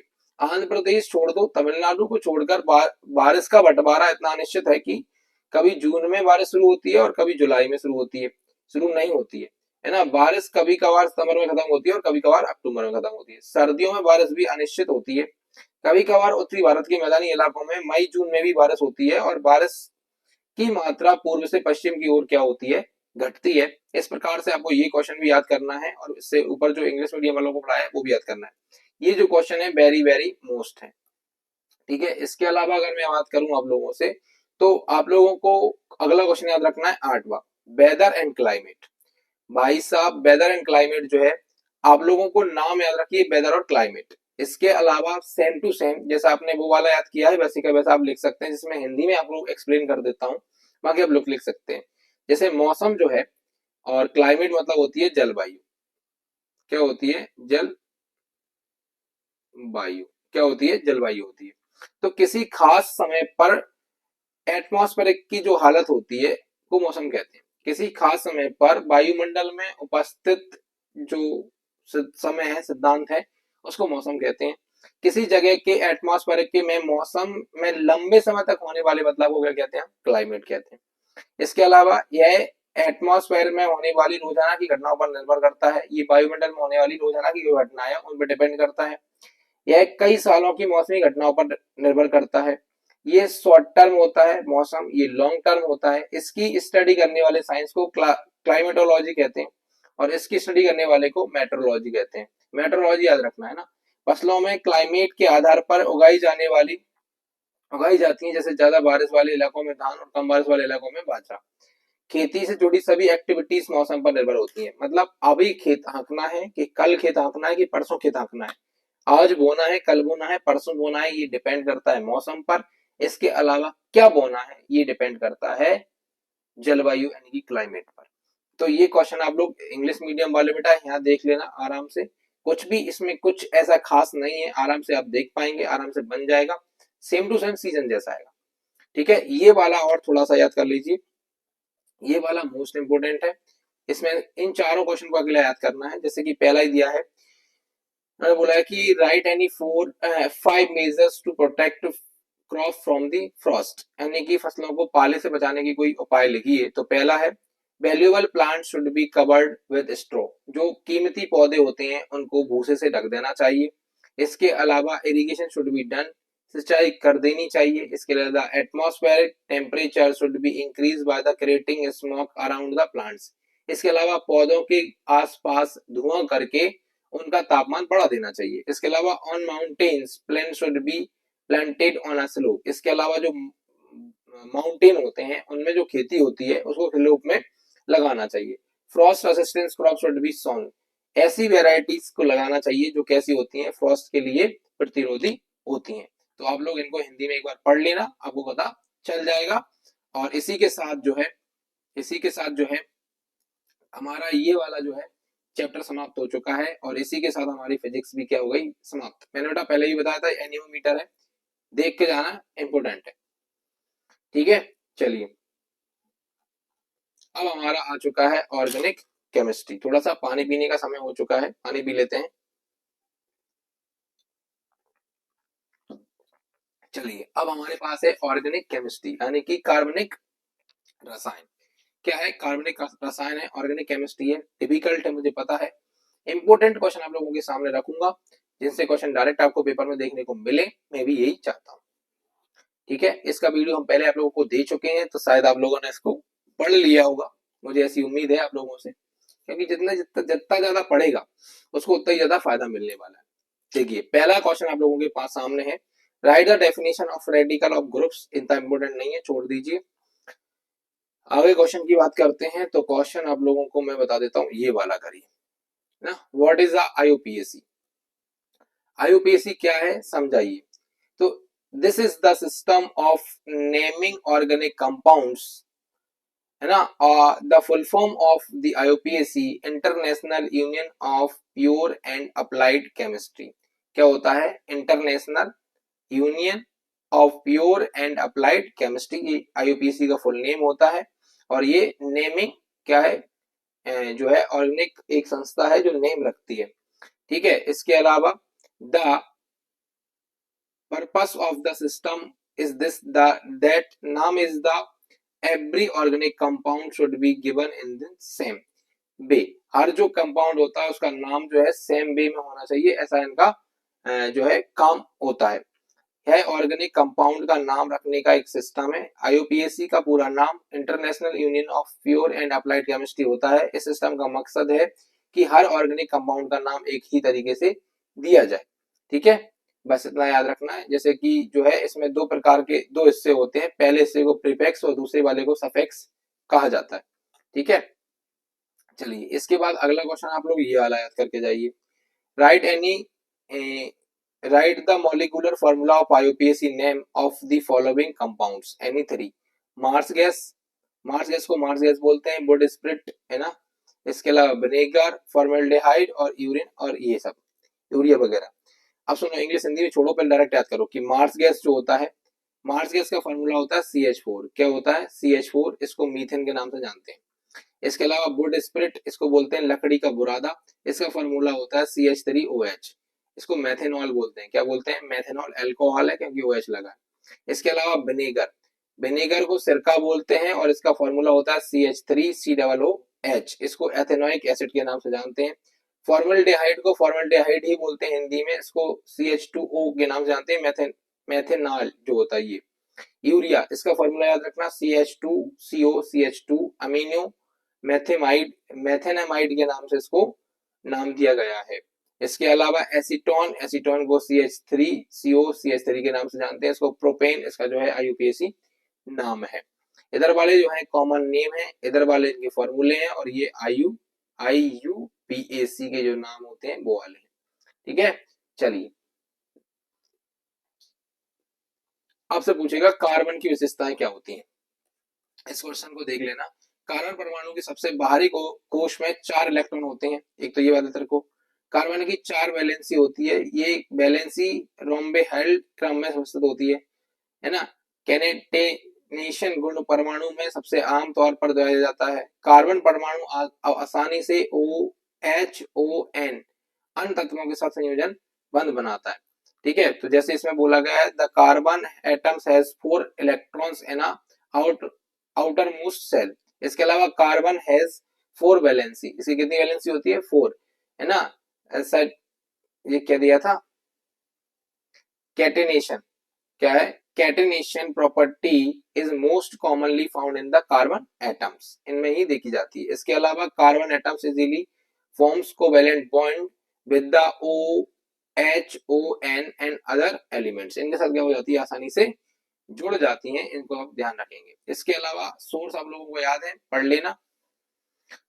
चलिए इसके बाद आ जाइए, राइट द कैरेक्टरिस्टिक्स ऑफ, नहीं छोड़ो, ये वाला लगा लो। Write the importance of organic compound. Organic compound के इम्पोर्टेंस क्या होते हैं? तो ऑर्गेनिक कंपाउंड के इम्पोर्टेंट ये होते हैं कि इससे मेडिसिन बनाई जाती हैं, जैसे पेनिसिलिन, टेरामाइसिन, एस्पिरिन। ठीक है, इसके अलावा इससे फ्यूल बनाए जाते हैं। फ्यूल कौन कौन से? तो LPG, CNG, डीजल, पेट्रोल, ये सब बनाए जाते हैं ना। फूड क्या है? फूड है। फूड में मिल्क, शुगर, घी, ये सब होता है। क्लॉथ्स में कपड़े वगैरह बनाए जाते हैं फाइबर से। ठीक है, तो ऑर्गेनिक केमिस्ट्री का इंपॉर्टेंट ये है कि दवाइयां बनाने में महत्वपूर्ण है, ऐसे है ना, टेरामाइसिन वगैरह बनाने में। ईंधन तो पेट्रोल, डीजल, LPG, CNG वगैरह। इसके अलावा फूड तो अनाज, चीनी, दूध, घी वगैरह सब क्या है? ऑर्गेनिक कंपाउंड होते हैं। इसके अलावा अगर हम बात करें तो क्लॉथ्स जो कपड़े हम पहनते हैं, उनके रेशे ऑर्गेनिक कंपाउंड से बनाए जाते हैं। ठीक है, तो इसके इंपोर्टेंट होगा ये। आगे बात करें तो आगे हम लोगों के लिए यहाँ पे, हाँ ये वाला याद कर लो। अच्छा क्वेश्चन है, इस बार के लिए इंपोर्टेंट है, मोस्ट इंपोर्टेंट लगा। What do you understand by the homologous series? तो the series made of the members of a compound having the same functional group. ऐसे सेम फंक्शनल ग्रुप से जो सीरीज बनी होती है उसको बोलते हैं हम homologous series. In this order of the increasing molecules weight of the decreasing molecules weight is called the homologous series, जिसमें molecular weight बढ़ते हुए या घटते हुए हो सकता है। जैसे इसमें दिया हुआ है methane, ethane, propane, butane. Methane, ethane, propane, butane, है ना, ये दिया हुआ है। आप होमोलोगस सीरीज से क्या समझते हैं? तो समान फंक्शनल ग्रुप वाले कंपाउंड्स के सदस्यों से बनी वह सीरीज जो बढ़ते हुए मॉलिक्यूलर वजन या घटते हुए मॉलिक्यूलर वजन के क्रम में होती है, उसे होमोलोगस सीरीज कहते हैं। उदाहरण के लिए एल्केन, और जो एल्केन सीरीज जो है जिसमें मीथेन, इथेन, प्रोपेन, ब्यूटेन होता है। ठीक है, इनको अच्छे तरीके से याद रखना है। अगला क्वेश्चन आप लोगों को याद नहीं रखना है कुछ भी, चलो मैं बता रहा हूँ कौन सा क्वेश्चन याद रखना है। आगे अगर कोई जरूरत पड़ेगी तो मैं बताऊंगा। चलिए आप ये रखना, ऑर्गेनिक इनऑर्गेनिक कंपाउंड वगैरह है, इनको देख के जाओगे तो ज्यादा सही रहेगा। बस इसके बाद आपको कुछ भी याद नहीं रखना है। और इसके बाद हम चलते हैं 7वें चैप्टर पे, जिसका नाम है हाइड्रोकार्बन। क्या नाम है? हाइड्रोकार्बन। ये का हिंदी नाम भी हाइड्रोकार्बन है और इंग्लिश नाम भी क्या है? हाइड्रोकार्बन है। एक बार लैपटॉप देख लेते कितना चार्ज बचा हुआ है। ठीक है, अभी हमारे पास चार्जिंग बची हुई है और अभी टाइम है, अभी हम केमिस्ट्री में चल रहे हैं। चलिए फटाफट देखते हैं। इसमें से भी आपको क्वेश्चन देखने को मिलेंगे, ऑब्जेक्टिव कम से कम देखने को मिलेंगे, क्वेश्चन ज्यादा देखने को मिलेंगे। जैसे इसमें है, हाँ पहले तो ये 3 क्वेश्चन आपको लगातार देखने को मिलेंगे। इन 3 क्वेश्चन को याद कर लीजिए। पहला क्वेश्चन है, what do you understand by the alkane? Alkane क्या होता है? दूसरा क्वेश्चन आपको देखने को मिलेगा, एल्केन इसको बोलते हैं ना, ये क्या था? एल्काइन था, एल्काइन, एल्केन। और ये होता है अगला वाला, इसको बोलते हैं एल्कलीन। क्या बोलते हैं? एल्कलीन। ठीक है, तो इनमें मैं आपको डेफिनेशन में थोड़ा कुछ सिमिलर चीज बता रहा हूँ, एक साथ समझ में आएगा आपको। Hydrocarbons in which the valency of a carbon atoms are completely saturated by the hydrogen atoms are called saturated hydrocarbons। मतलब जो कार्बन्स होते हैं वो हाइड्रोजन के द्वारा कंप्लीटली सेचुरेटेड होते हैं और इनको जो है ना सेचुरेटेड हाइड्रोकार्बन्स बोलते हैं, है ना। इन्हीं का जो आईयूपीएसी सिस्टम बोला गया है उसका नाम रख दिया गया एल्केन। क्या रख दिया? एल्केन रख दिया। इसमें कौन आएगा? मीथेन आएगा, इथेन आएगा, ठीक है। तो ऐसे हाइड्रोकार्बन जिनमें कार्बन परमाणु की संयोजकताएं हाइड्रोजन परमाणु के द्वारा पूरी तरह से क्या होती है? संतृप्त होती हैं, उन्हें संतृप्त हाइड्रोकार्बन कहते हैं। इन्हें सिंगल सिंगल बॉन्ड द्वारा पाया जाता है। आईयूपीएसी प्रणाली में संतृप्त कार्बन को एल्केन कहा जाता है, ठीक है। अब यही बात यहाँ पे आएगी, देखना क्या है। ये है कि hydrocarbons in which the in which valency of a carbon atoms are not completely saturated। क्या है? are not completely saturated by the hydrogen atoms are called the unsaturated hydrocarbons। और ये डबल बॉन्ड के द्वारा जुड़े होते हैं। इससे पहले वाले क्या होते हैं? सिंगल बॉन्ड जुड़े होते हैं। और इसको आईयूपीएसी के नाम में जो है एल्किन के नाम से जानते हैं, जिसमें एथिलीन आता है। कौन आता है? एथिलीन आता है। अगला देखिए, ठीक है। हिंदी में वही हो गया कि ऐसे कार्बन जिनमें कार्बन परमाणु संयुक्ताएं हाइड्रोजन परमाणु द्वारा पूरी तरीके से संतृप्त नहीं होती हैं उन्हें असंतृप्त हाइड्रोकार्बन कहते हैं और ये डबल बॉन्ड के द्वारा जुड़े होते हैं। आईयूपीएसी में से एल्कीन के नाम से जाना जाता है। अब देखो एल्काइन होता है, ये क्या होता है एल्काइन? कि hydrocarbons in which the valency of a carbon atoms are very less saturated, बहुत कम, कंप्लीटली भी नहीं है, उससे भी कम। Saturated in atoms are the connected by double bond, है ना। इसके अलावा found in them the called highly unsaturated hydrocarbons. कैसे होते हैं? हाईली अनसैचुरेटेड हाइड्रोकार्बन्स होते हैं। और इसके अंदर आपको आएगा एसिटिलीन। कौन आएगा? एसिटिलीन आएगा। ऐसे हाइड्रोकार्बन जिनमें कार्बन परमाणु की वैलेंसी हाइड्रोजन परमाणु से बहुत कम संतृप्त होती है और इनमें सी डबल बॉन्ड द्वारा पाया जाता है, इन्हें अत्यधिक असंतृप्त हाइड्रोकार्बन कहते हैं, ठीक है। और इसमें कौन होता है? इसमें एसिटिलीन आता है। तो पहला वाला होता है कंप्लीटली सैचुरेटेड, जिसे एल्केन बोलते हैं। फिर आता है नॉट कंप्लीटली सैचुरेटेड, यानी कि थोड़ी बहुत मात्रा में सैचुरेटेड होता है, उसे एल्कीन बोलते हैं। और उसके बाद आता है कंप्लीटली नॉट सैचुरेटेड, जिसे हम बोलते हैं एल्काइन। क्या बोलते हैं? एल्काइन बोलते हैं। और ये एसिटिलीन इसके अंदर आ रहा होता है, ठीक है। इसके बाद आपको ये वाला भी याद रखना है, सैचुरेटेड और अनसैचुरेटेड हाइड्रोकार्बन में डिफरेंस। सैचुरेटेड और अनसैचुरेटेड हाइड्रोकार्बन में डिफरेंस, जिसको हम संतृप्त और असंतृप्त वसा के रूप में जानते हैं। तो ये भी आप लोगों को क्या रखना है? याद रखना है। जो मैं अभी बता देता हूँ वो ऊपर वाला जो है ना क्वेश्चन समझ में आ जाएगा। In this compound the valency of a carbon atoms are saturated by the hydrogen, है ना। तो ये क्या हो जाएगा? Valency of a carbon atoms are not completely saturated by the hydrogen atoms, है ना। इसके अलावा ये सिंगल बॉन्ड होते हैं, ये डबल और ट्रिपल बॉन्ड होते हैं। These are more permanent, these are less stable. इसके अलावा these are less active, these are more active. इसके अलावा often providing replacement atoms in specially circumstance. इसके अलावा they are often additive reactions, ठीक है। ये दिखाते हैं। अब देखो हिंदी में अगर मैं आपको बताऊं तो आराम से समझ में आ जाना चाहिए कि यहाँ पे इन यौगिकों में कार्बन परमाणु की संयुक्ताएं हाइड्रोजन परमाणु द्वारा संतृप्त होती हैं। इन यौगिकों में हाइड्रोजन परमाणु की संयुक्ताएं हाइड्रोजन परमाणु के द्वारा संयोजित संतृप्त नहीं होती हैं।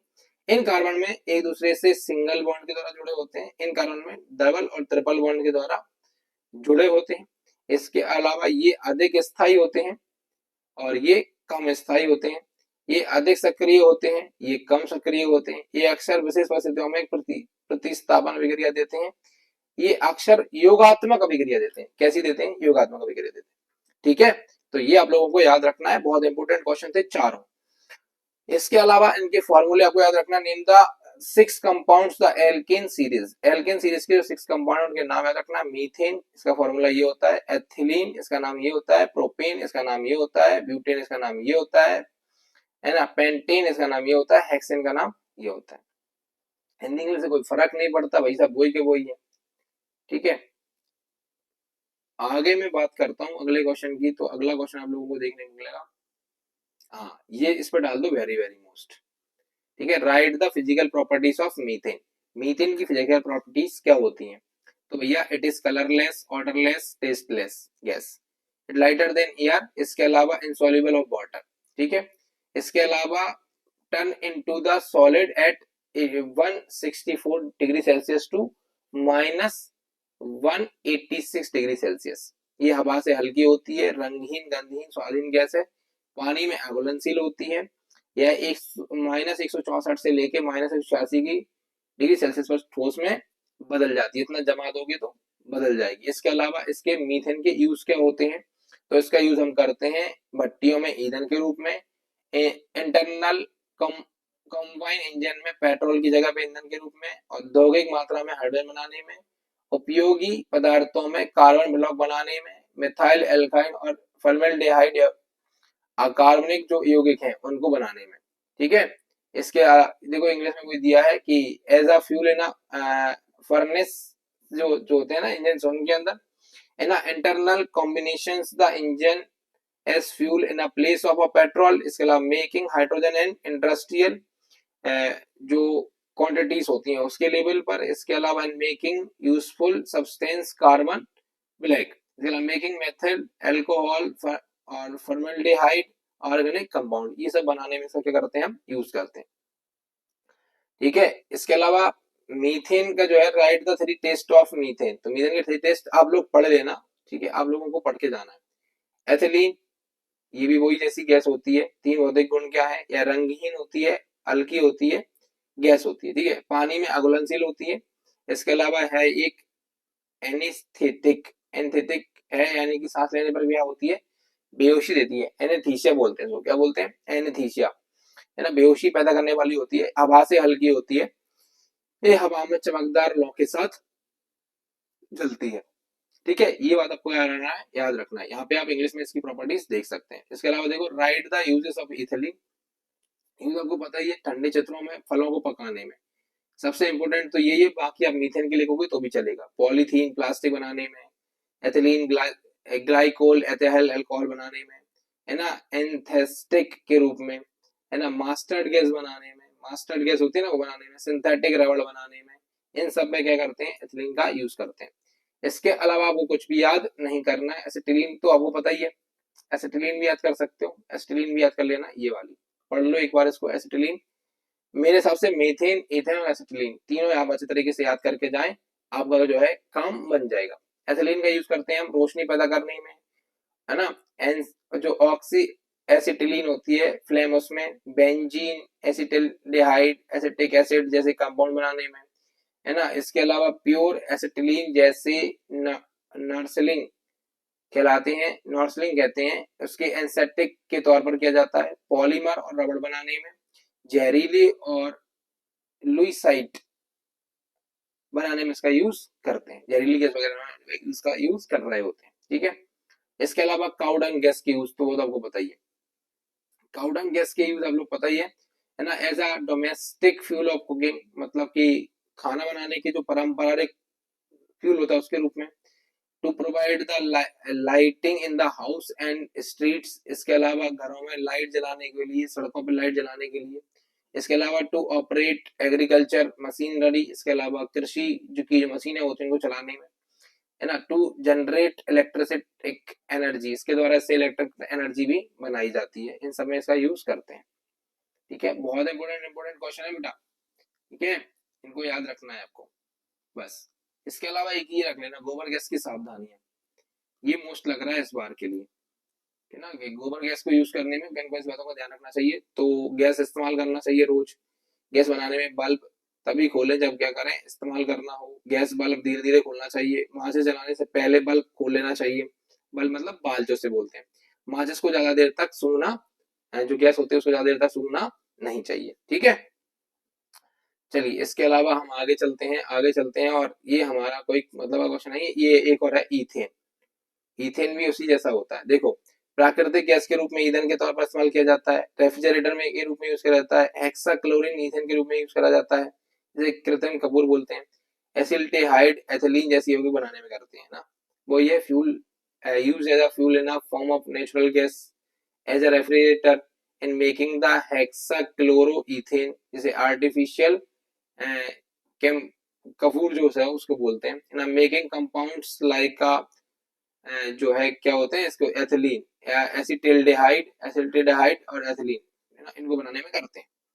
इसी के साथ क्वेश्चन में आपसे बोलूं तो ये क्वेश्चन हो गया आप लोगों का खत्म 7th। उसके बाद आइए फर्मेंटेशन, अल्कोहल और यूरिया, इंपोर्टेंट क्वेश्चन है ये भी, चैप्टर भी अच्छा है, क्वेश्चन के अंदर, इसके अंदर जो क्वेश्चन है वो भी हम लोगों को इंपोर्टेंट देखने को मिलने वाले हैं।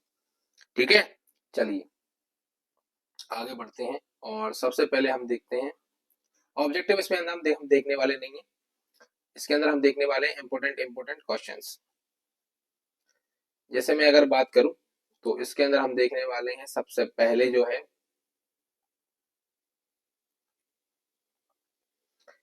पहला क्वेश्चन मैं आप लोगों को बता देता हूं वेरी शॉर्ट में, ये आप लोग छोड़ दीजिए। हाँ, ये write two uses of fermentation, क्या देखेंगे, फर्मेंटेशन, किडमन के दो उपयोग देखेंगे, write two uses of fermentation.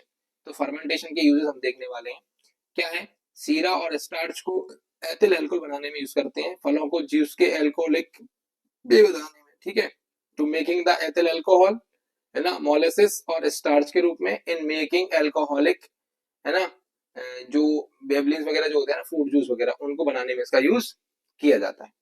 इसके अलावा अगर आप देखोगे तो ये यूरिया का ब्यूरेट टेस्ट क्या होता है, तो ये इंपोर्टेंट तो उतना नहीं है, लेकिन अभी वो देखेंगे कि इसमें देखो मैं आपको बता देता हूँ कि यूरिया को गर्म करने करके ब्यूरेट बना जाता है, ब्यूरेट को पानी में घोला जाता है और फिर कॉपर सल्फेट और NaOH सॉल्यूशन मिलाया जाता है, बैंगनी रंग बनता है। अगर बैंगनी रंग बन गया तो मतलब क्या है, ब्यूरेट टेस्ट कंप्लीट हो चुका है, यूरिया जो है यूरिया ओरिजिनल है। तो पहले इसमें लिखेंगे burette is the prepared for the heating urea, burette is the dissolved in a water and then the copper sulfate and NaOH solution in the added purple color of the जो है product इसके अंदर हम use कर रहे होते हैं, इन called burette test.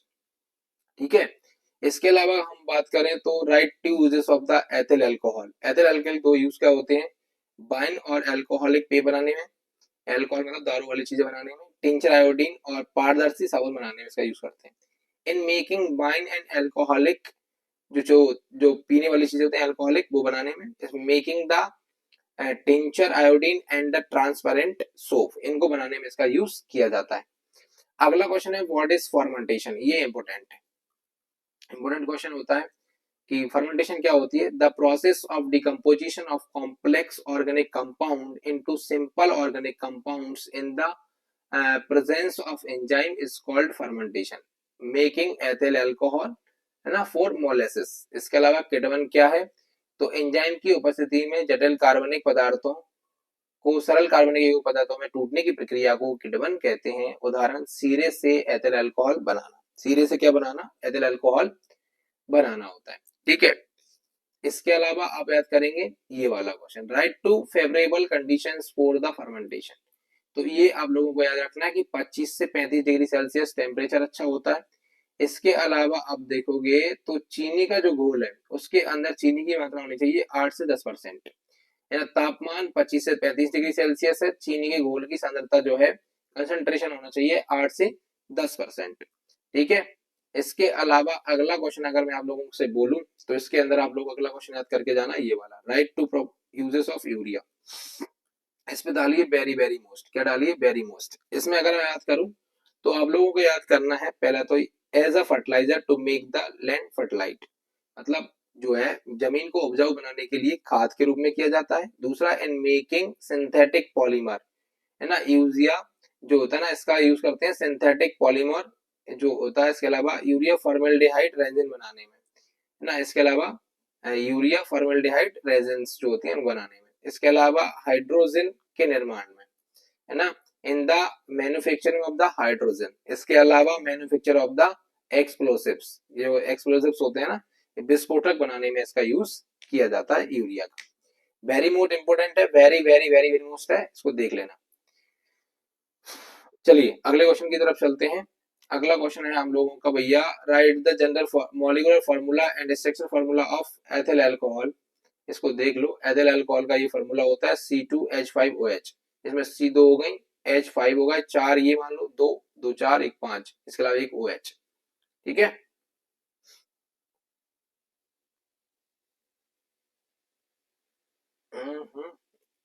बस खत्म। इसी के साथ अगला चैप्टर स्टार्ट होता है oil fat and soap.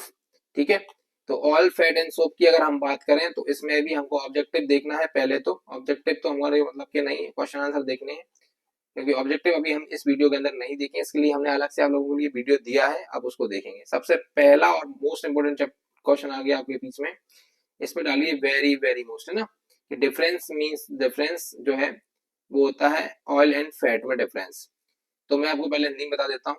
These are liquid state at a normal temperature. Normal temperature बोले तो 20 डिग्री सेल्सियस पे क्या होते हैं, लिक्विड होते हैं।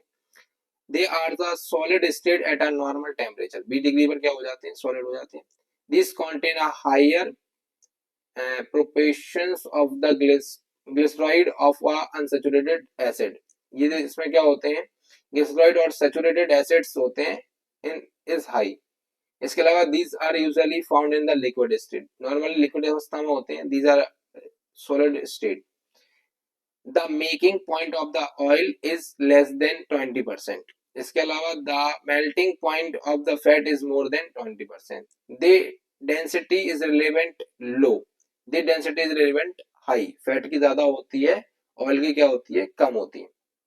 यहाँ बता देता हूँ, देखो तेल दिया है और यहाँ पे बसा दिया हुआ है। ये समान तापमान 20 तापमान पर तरल अवस्था में होते हैं, ये समान अवस्था में पर ठोस अवस्था में होते हैं। इनके असंतुलित अम्लों में ग्लिसरॉइड का अनुपात अधिक होता है, इसके संतुलित अम्लों में ग्लिसरॉइड का अनुपात अधिक होता है। ये आमतौर पर तरल अवस्था में पाए जाते हैं, ये आमतौर पर ठोस अवस्था में पाए जाते हैं।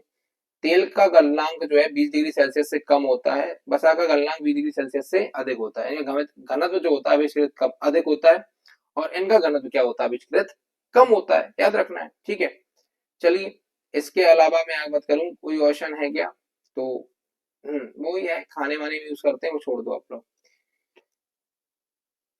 Physical properties of oil and fat, तो वही है फिजिकल प्रॉपर्टीज, कौन सॉलिड है, कौन लिक्विड है, कौन टेस्टलेस है ना, तो वही आप लोग याद रख लेना कि जो अपनी शुद्ध अवस्था में ये क्या होते हैं, रंगीन, गंधहीन और स्वादहीन होते हैं। पानी से हल्के होते हैं, इसलिए पानी पे क्या होते हैं, तैरते हैं। पानी में अघुलनशील होते हैं, लेकिन ईथर जैसे ऑर्गेनिक सॉल्वेंट्स में पूरी तरीके से घुल जाते हैं। अगर इन्हें लंबे समय तक हवा में रखा जाए तो ऑक्सीडेशन के से खराब हो जाते हैं और बदबू देने लगते हैं। ये क्या, ये आप लोग इंग्लिश में याद करेंगे। They are the lighter than water, state are the colourless, odourless and tasteless. इसके अलावा they are the insoluble in the water but completely soluble in the organic solvent like ether and benzene. ठीक है, इन चीजों को आपको क्या करना है, याद रखना है। Right for correctness of good soap. Good soap के अच्छे गुण क्या होते हैं, बढ़िया साबुन कौन सा होता है, इसमें भी डालिए वेरी वेरी मोस्ट, क्या डालिए, वेरी वेरी मोस्ट डालिए। It should not contain free alkali, जो इसका ना उसके अंदर ज्यादा एल्कली नहीं होना चाहिए। It should not contain more than 10% moisture, 10% से ज्यादा मॉइस्चर नहीं होना चाहिए। It should be should in alcohol. It should not crack during the use. इसके अलावा they should not contain the bulking agent, उसके अंदर बल्किंग एजेंट नहीं मिलाना चाहिए। इसमें फ्री एल्कली नहीं होना चाहिए, इसमें 10% से ज्यादा नमी नहीं होनी चाहिए। एल्कोहल में घुलनशील होना चाहिए। इस्तेमाल के दौरान इसमें दरारें नहीं आनी चाहिए। इसमें एक बेकिंग एजेंट नहीं होना चाहिए। ठीक है, इसके अलावा अच्छे पेंट के जो गुण है वो भी याद रखना है। देखो इस बार सोप आने की संभावना है, पेंट पहले आ चुका है। अब देखो क्या है, लिक्विड आसानी से फैलता आना चाहिए। इसकी परतों में सुरक्षात्मक शक्ति होनी चाहिए। सतह पर इसका चिपकने वाला असर जल्दी से होना चाहिए। यह जल्दी सूखना चाहिए। यह पानी को क्या होना चाहिए, सूखना चाहिए। सूखने पर इसमें दरारें नहीं पड़नी चाहिए। इसकी परत धोने पर हटनी नहीं चाहिए। तो याद रखना, this liquid should be easily spreadable, पूरे में फैल जाए। Layer is should have protective power, उसके अंदर प्रोटेक्टिव पावर होनी चाहिए। शुड हैव द क्विक, जल्दी से इफेक्टिव होनी चाहिए। सरफेस पर फैल जाना चाहिए। शुड ड्राई क्विकली, सूख जाए जल्दी से। शुड नॉट एब्जॉर्ब वाटर, इसको पानी को ना सोखे। Should not crack from the when dry, है ना, क्रेक व्हेन ड्राई मतलब ड्राई होने पर सूखे नहीं, झड़े नहीं, कुचे नहीं, है ना। इसके अलावा it's layer should be washable, इसकी जो लेयर होती है वो कैसी होनी चाहिए, धुलने योग्य होनी चाहिए। ठीक है, एक ये इंपोर्टेंट है, इसको आप लोग पढ़ लेना। बाथिंग सोप और लॉन्ड्री से। जो good quality of soap fat is use, इसमें क्या होता है, अच्छी क्वालिटी के ऑयल और फैट यूज करे जाते हैं, इसमें चीप क्वालिटी करे जाते हैं। Make this KOH alkali is the used, इसके अलावा इसमें NaOH और एल्कली यूज करा जाता है। इसके अलावा does not contain free alkali, this it contain free alkali. Weight increasing substance are not added, इसमें weight easing substance are addable. इसके अलावा aromatic substance are added to it और aromatic substance are not added to it. ठीक है, याद रखना। इसमें अच्छी क्वालिटी का तेल यूज फैट यूज करा जाता है, इसमें कम क्वालिटी का। इसमें KOH बनाया जाता है, इसमें NOH मिलाया जाता है। इसमें फ्री क्षार नहीं होते हैं, इसमें फ्री क्षार होते हैं। इसमें वजन बढ़ाने वाले पदार्थ मिलाए जाते हैं, इसके अंदर नहीं मिलाए जाते हैं। इसमें खुशबूदार पदार्थ मिलाए जाते हैं, इसमें खुशबूदार पदार्थ नहीं मिलाए जाते हैं। इन बातों का ध्यान रखना है। ठीक है, इसी के साथ आपका ये वाला चैप्टर जो है वो हो चुका है कंप्लीटली समाप्त। एक ये आप लोग चाहें तो देख सकते हैं हॉट एंड कोल्ड मेथड, जो ठीक ठाक बच्चे हैं वो देख के जाएं। ठीक है, इसी के बाद हम खत्म करते हैं इस वाले चैप्टर को, और इसी के साथ हमारा केमिस्ट्री का लास्ट चैप्टर आता है बायोकेमिस्ट्री, जिसमें हम बात करेंगे कि बायोकेमिस्ट्री क्या है। तो इसमें ऑब्जेक्टिव ज्यादा है, लेकिन इसके अंदर अगर हम बात करें भैया तो हमको बहुत सारे क्वेश्चन भी देखने को मिलेंगे। क्वेश्चन आसान है, दिक्कत वाले नहीं है। जैसे हमने एनिमल से में अगर आप लोगों ने अच्छे से पढ़ा होगा तो एनिमल से आपको ये क्या हो जाएंगे, याद रह जाएंगे। ठीक है, जैसे पहला ही क्वेश्चन अगर मैं आप लोगों से बोलूं तो पहला क्वेश्चन है आपको, right the definition of biochemistry. तो रासायनिक विज्ञान की वैशाखा जो जीवित जंतुओं में पाए जाने वाले रासायनिक पदार्थों का अध्ययन कराती है उसे बायोकेमिस्ट्री कहते हैं, नॉर्मली याद रखना है। अगला क्वेश्चन याद रखना, ब्यूटेरिक टेस्ट ऑफ प्रोटीन, है ना, ये इंपोर्टेंट क्वेश्चन है। तो प्रोटीन क्षारीय घोल में 2-3 गुना ताजा कॉपर सल्फेट घोल मिलाने पर बैंगनी रंग उत्पन्न करता है। अगर आप क्या करेंगे, प्रोटीन में ज्यादा 2-3 गुना ज्यादा कॉपर सल्फेट डाल देंगे तो वो पर्पल कलर देगा, तो उसको ब्यूटेरेट टेस्ट बोलते हैं। ठीक है, अब आ जाइए, सबसे पहले अगर हम बात करें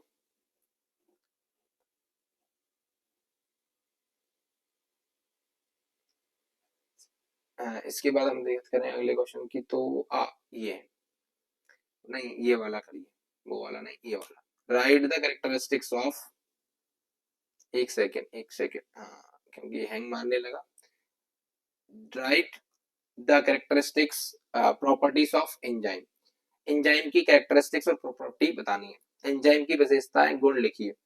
तो ये गोलाकार प्रोटीन होते हैं, है ना, दिस इज द जो कैसे प्रोटीन होते हैं, गोलाकार जो होते हैं प्रोटीन होते हैं। They are molecular weight is very high, इनका मॉलिक्यूलर वेट कैसा होता है, बहुत ज्यादा होता है, इनका आणविक भार बहुत अधिक होता है। इसके अलावा दे नेचुरल इज कोलाइड जो होते हैं, ये जो है इनमें प्राकृतिक कोलाइड होता है। इसके अलावा they are soluble in water, water में घुल जाते हैं, पानी में घुलनशील होते हैं। इसके अलावा they are catalyse biochemical reactions, इसके मतलब है कि ये जो है ये जैव रासायनिक अभिक्रियाओं को उत्प्रेरित करते हैं। इसके अलावा यह पराबैंगनीकरण से नष्ट हो जाते हैं, क्या हो जाते हैं, पराबैंगनीकरण से क्या हो जाते हैं, नष्ट हो जाते हैं, रासायनिक अभिक्रिया में बढ़ जाते हैं, रासायनिक क्रिया के बाद क्या हो जाते हैं, नष्ट हो जाते हैं। They are destroy after the chemical reaction, chemical reaction के लिए बनते हैं और फिर उसके बाद ही क्या हो जाते हैं, डिस्ट्रॉय भी हो जाते हैं। इसके अलावा आप एक याद करेंगे, कार्बोहाइड्रेट वाला छोड़ दीजिए, एक ये वाला करिए, ग्लूकोज के यूज। और ये अगर मान लो कि ग्लूकोज की जगह कार्बोहाइड्रेट आ गया तो सेम टू सेम लिख के आना है। ठीक है, बच्चों, कमजोर और बीमार लोगों के लिए भोजन के रूप में दिया जाता है, जल्दी शक्ति प्रदान करता है, शराब और सिरका बनाने में यूज करते हैं, मिठाइयाँ, फूड, जैम, जेली आदि सुरक्षित रखने में करते हैं। विटामिन सी के इंडस्ट्रियल सिंथेटिक के लिए शुरुआती सामग्री के रूप में किया जाता है। केमिकल रिएक्शन में शक्तिशाली रिड्यूसिंग एजेंट के रूप में उपयोग किया जाता है।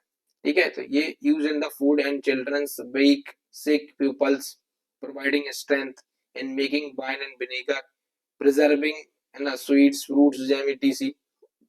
as a starting material for the industrial synthetics of vitamin C, used in the chemical reaction as a powerful in reducing agent, है ना, reducing था क्या, हाँ reducing agent, तो इस रूप में इसका यूज करते हैं। ठीक है, इसके अलावा अगर मैं बात करूं तो आप लोग कर सकते हैं एंजाइम, वही आपको पता है एंजाइम है ना, right for the main function of protein.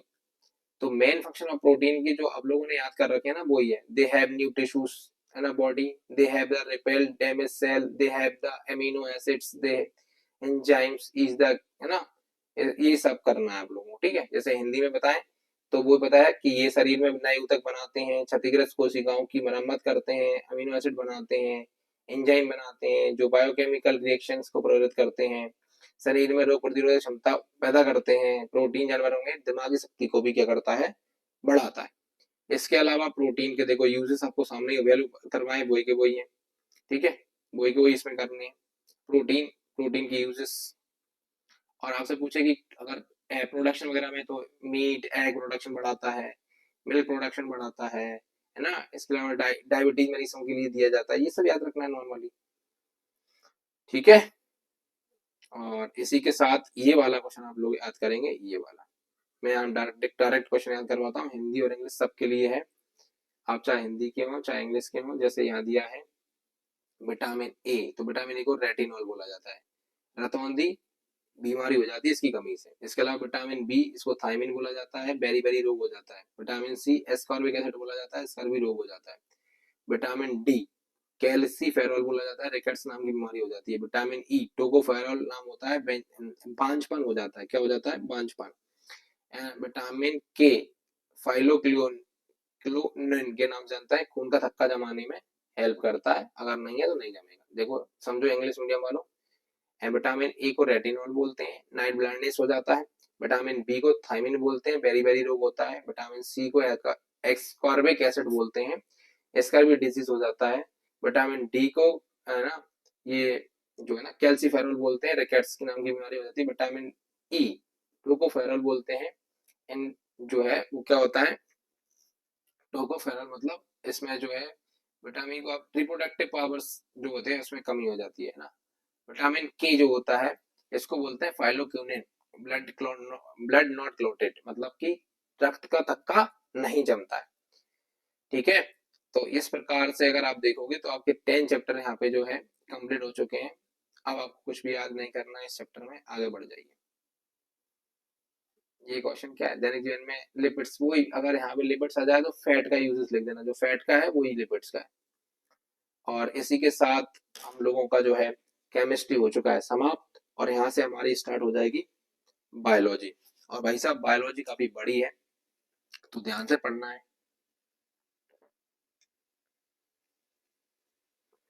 देखो भाई बायोलॉजी में मैं आपको 4 डिफरेंस पढ़ा रहा हूँ, क्या पढ़ा रहा हूँ, 4 डिफरेंस पढ़ा रहा हूँ।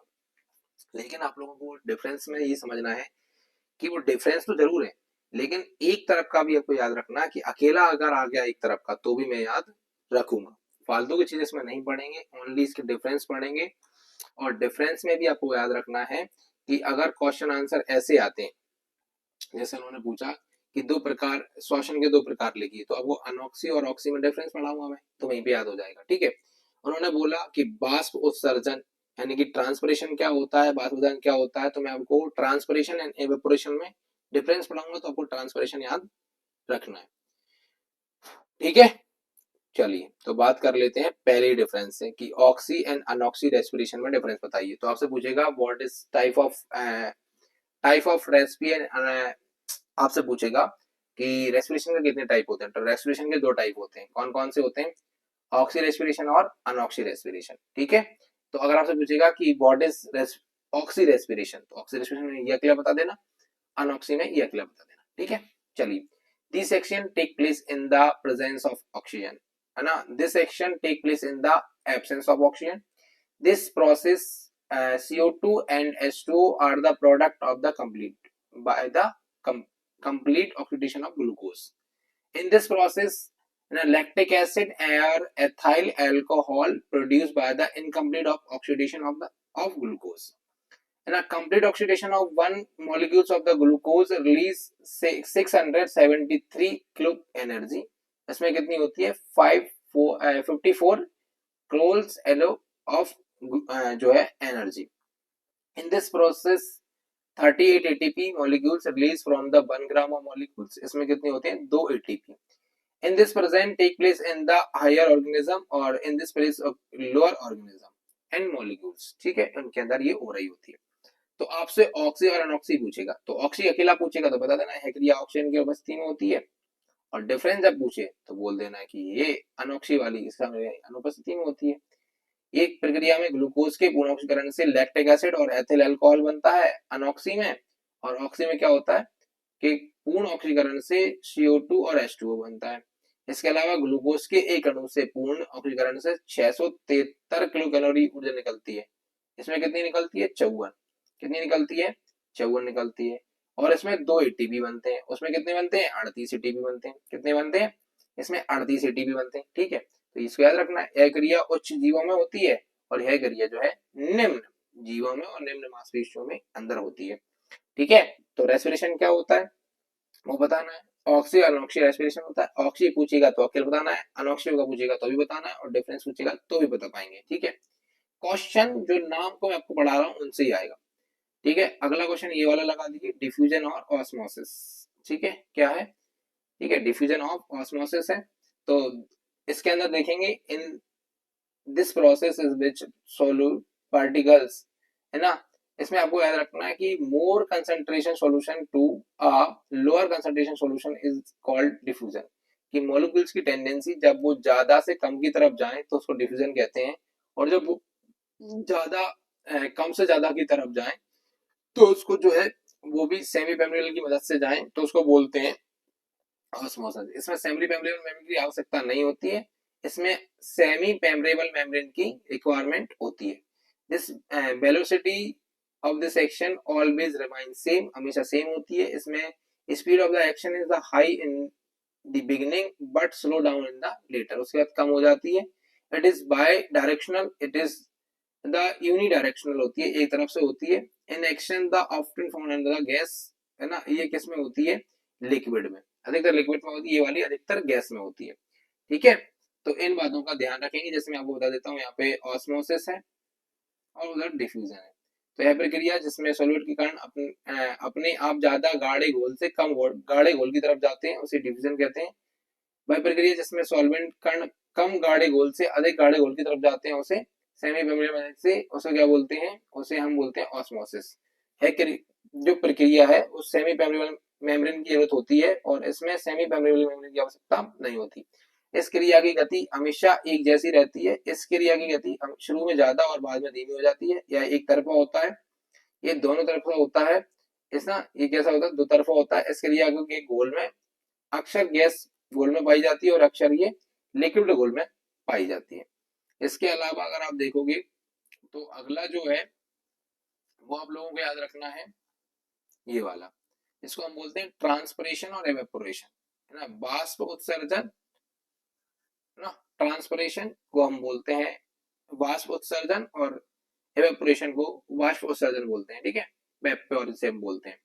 ये डायरेक्ट होता है, जैसे पानी यहाँ फैल गया और उड़ गया तो वो एवेपोरेशन है, और प्लांट की पत्तियों से, प्लांट के किसी पार्ट से निकल के जाएगा तो उसको ट्रांसपिरेशन बोलते हैं, ठीक है। In this biological action, in this physical action, this controlled by the guard cell और guard cell are not required.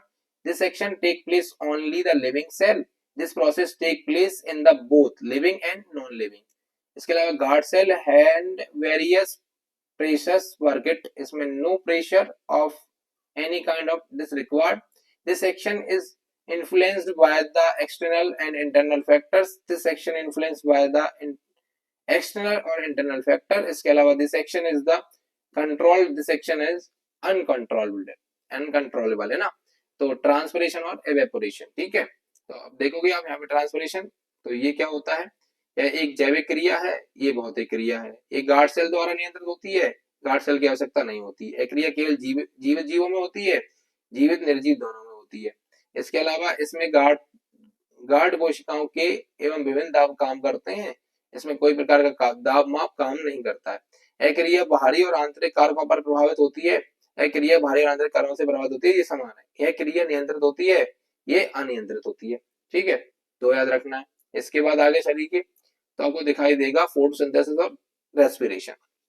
इसको मैं हिंदी में समझाऊंगा, ठीक है। आपको पता ही है बचपन से फोटोसिंथेसिस क्या होता है और रेस्पिरेशन क्या होता है। तो फोटोसिंथेसिस क्या होता है प्रक्रिया पौधे की हरी कोशिकाओं द्वारा होती है, जिसे हम क्लोरोफिल में होता है क्रिया जो है पौधों और जानवरों दोनों ही कोशिकाओं में होती है। फोटोसिंथेसिस ओनली प्लांट में होता है। इसके अलावा यह क्रिया एक एनाबॉलिक होती है। यह क्रिया कैसी होती है? कैटाबॉलिक। एनाबॉलिक क्रियाएं वो होती हैं जिनमें ड्राई मैटर बढ़ता है, कैटाबॉलिक क्रियाएं वो होती हैं जिनमें ड्राई मैटर कम होता है। यह प्रक्रिया में CO2 कोशिकाओं में प्रवेश करती है और O2 बाहर निकलती है। मतलब पेड़ CO2 लेते हैं, O2 छोड़ते हैं। और अगर हम बात करें रेस्पिरेशन में क्या होता है, O2 लेते हैं, CO2 छोड़ते हैं। इसके अलावा यह क्रिया पौधों का सूखा वजन बढ़ाता है, यह सूखा वजन कम करती है। यह प्रक्रिया माइटोकॉन्ड्रिया और साइटोप्लाज्म में होती है। यह क्रिया जो है क्लोरोफिल में होती है। तो आप ऐसे करके देखेंगे तो आप लोगों ने बहुत सारे जो है क्वेश्चन याद कर चुके हैं। इतने इनफ है, आप लोग अच्छे से करके जाना। इसके अलावा एक और याद कर जाना, इसमें से ट्रांसपिरेशन और रोटेशन। ठीक है, ट्रांसपिरेशन और रोटेशन और याद कर जाना। इसके बाद आ जाइए study of plant family. Study of plant family में मैं सिर्फ 4 क्वेश्चन याद करवा रहा हूँ। 4 क्वेश्चन आप लोगों को याद करके जाना है, बाकी भगवान भरोसे छोड़ दीजिए। ठीक है, जैसे पहला ही क्वेश्चन है, हम ये वाला छोड़ो, इसको छोड़ो, ये देखिए। हाँ, write the economic importance of Gramineae family. डालिए इंपोर्टेंट यानी ग्रेमनी कुल का आर्थिक महत्व लिखिए। तो आप लोगों को पता है फूड आइटम, सबसे पहले क्या है? फूड आइटम यानी कि खाद्य पदार्थ। तो ग्रेमनी फैमिली में हम गेहूं, धान, मक्का, बाजरा आदि अनाजों को पीसकर आटा बनाया जाता है और रोटियां बनाने के लिए भोजन के रूप में इस्तेमाल किया जाता है। ठीक है, इसमें क्या होता है? Cereal grains like wheat, paddy, maize, millets ETC are the ground into four and uses the food of the make rotis। ठीक है, इसके अलावा sugar and jerry are made from the sugarcane juice। इसके अलावा bamboo, its stem are used to make the basket, है ना। Straits जो होती हैं वो सब बनाने में यूज करते हैं। फाइबर्स, तो फाइबर्स रूफ्स, है ना, जो वो होते हैं वो सब बनाने में यूज करते हैं। परफ्यूम जो होता है ना, पॉपी जो होता है उसकी रूट से बनाया जाता है। तो आपको पता ही है चीनी, रेशे और इत्र इस जो होता है खसखस की रूट से बनाया जाता है। इसके अलावा आप देखेंगे right the economic importance of Malvaceae family. तो ठीक है, मालवेसी फैमिली में अगर आप देखोगे तो फूड आइटम्स, तो ओकरा मतलब भिंडी, इसको हम, और इसके अलावा कॉटन फ्लावर्स, इसको हम वेजिटेबल के रूप में यूज करते हैं। इसके अलावा देख लो फाइबर्स, तो फाइबर्स को आपको पता ही है कॉटन जो होता है फाइबर्स के रूप में यूज करते हैं। मेडिसिन जो होते हैं, तो जो जूस वगैरह होते हैं, जूसी जो होते हैं ना, इनको जो होता है यूरिना वगैरह के रेपेंडिस जो यूजेस होते हैं उसमें यूज करा जाता है। ऑर्नामेंटल गार्डन की अगर बात करें तो हेबिस्कस का यूज हम क्या करते हैं? ऑर्नामेंटल प्लांट में करते हैं। कलर, तो हेबिस्कस जो फ्लेवर होता है उसको बाद में हम कलर बनाने के लिए उसके फूल का यूज करते हैं। ठीक है, जैसे कि आप देखोगे खाद्य पदार्थ में भिंडी के फल को सब्जी बनाने के लिए यूज करते हैं। रेसे, कपास से रेसे प्राप्त होते हैं, जैसे सूजी कपड़े पड़ते हैं, बनते हैं। औषधि, तो यूरिना रेपेंडा एक पौधा होता है, यूरिना रेपेंडा, उसकी जड़ों से जो होता है ना और छाल से जो है हाइफोफोबिया की बीमारी की दवाई बनाई जाती है। इसके अलावा सजावटी पौधों में गुड़हल और गुलखेरा का यूज करते हैं। रंग, गुड़हल के फूलों से रंग बनाए जाते हैं। ठीक है, इसके अलावा आप याद करेंगे ये कुछ क्वेश्चन और हैं। Right the common name and the botanical name. Common name और बॉटनिकल नेम वो भी किसके? तो वो है यहाँ पे आपको दिखने हैं सोलिनेसी फैमिली के। किसके हैं? सोलिनेसी फैमिली के हैं। तो सोलिनेसी फैमिली में अगर मैं बात करूं तो आपको पता ही है कॉमन नेम और बॉटनिकल नेम। कॉमन नेम होता है नाइट क्वीन, जिसको हम कस्टम नेक्ट्रोनम बोलते हैं। इसके अलावा टोबैको याद रखो, टोबैको को लाइको जो है लाइको पीकम, है ना, एस्कुलेंटम के नाम से जानते हैं। टोबैको, टोबैको निकोटीना टोबैकम के नाम से जानते हैं। और चिली याद रखो, कैस्पिका मैनम के नाम से जानते हैं। पोटैटो सोलेनम ट्यूबरोसम के नाम से इसको जानते हैं। ठीक है, तो ऐसे करके आप 4 नाम याद रखेंगे। जैसे इसमें देखो यहाँ दिया है, जैसे टमाटर लाइको पर्सिकम एस्कुलेंटम। ठीक है, इसके अलावा तम्बाकू निकोटीना टबैकम। इसके अलावा मिर्ची कैप्सिकम एनम। आलू को अगर आप याद रखोगे सोलेनम ट्यूबरोसम। और अश्वगंधा को रखो बिथेनिया सोमनीफेरा के नाम से।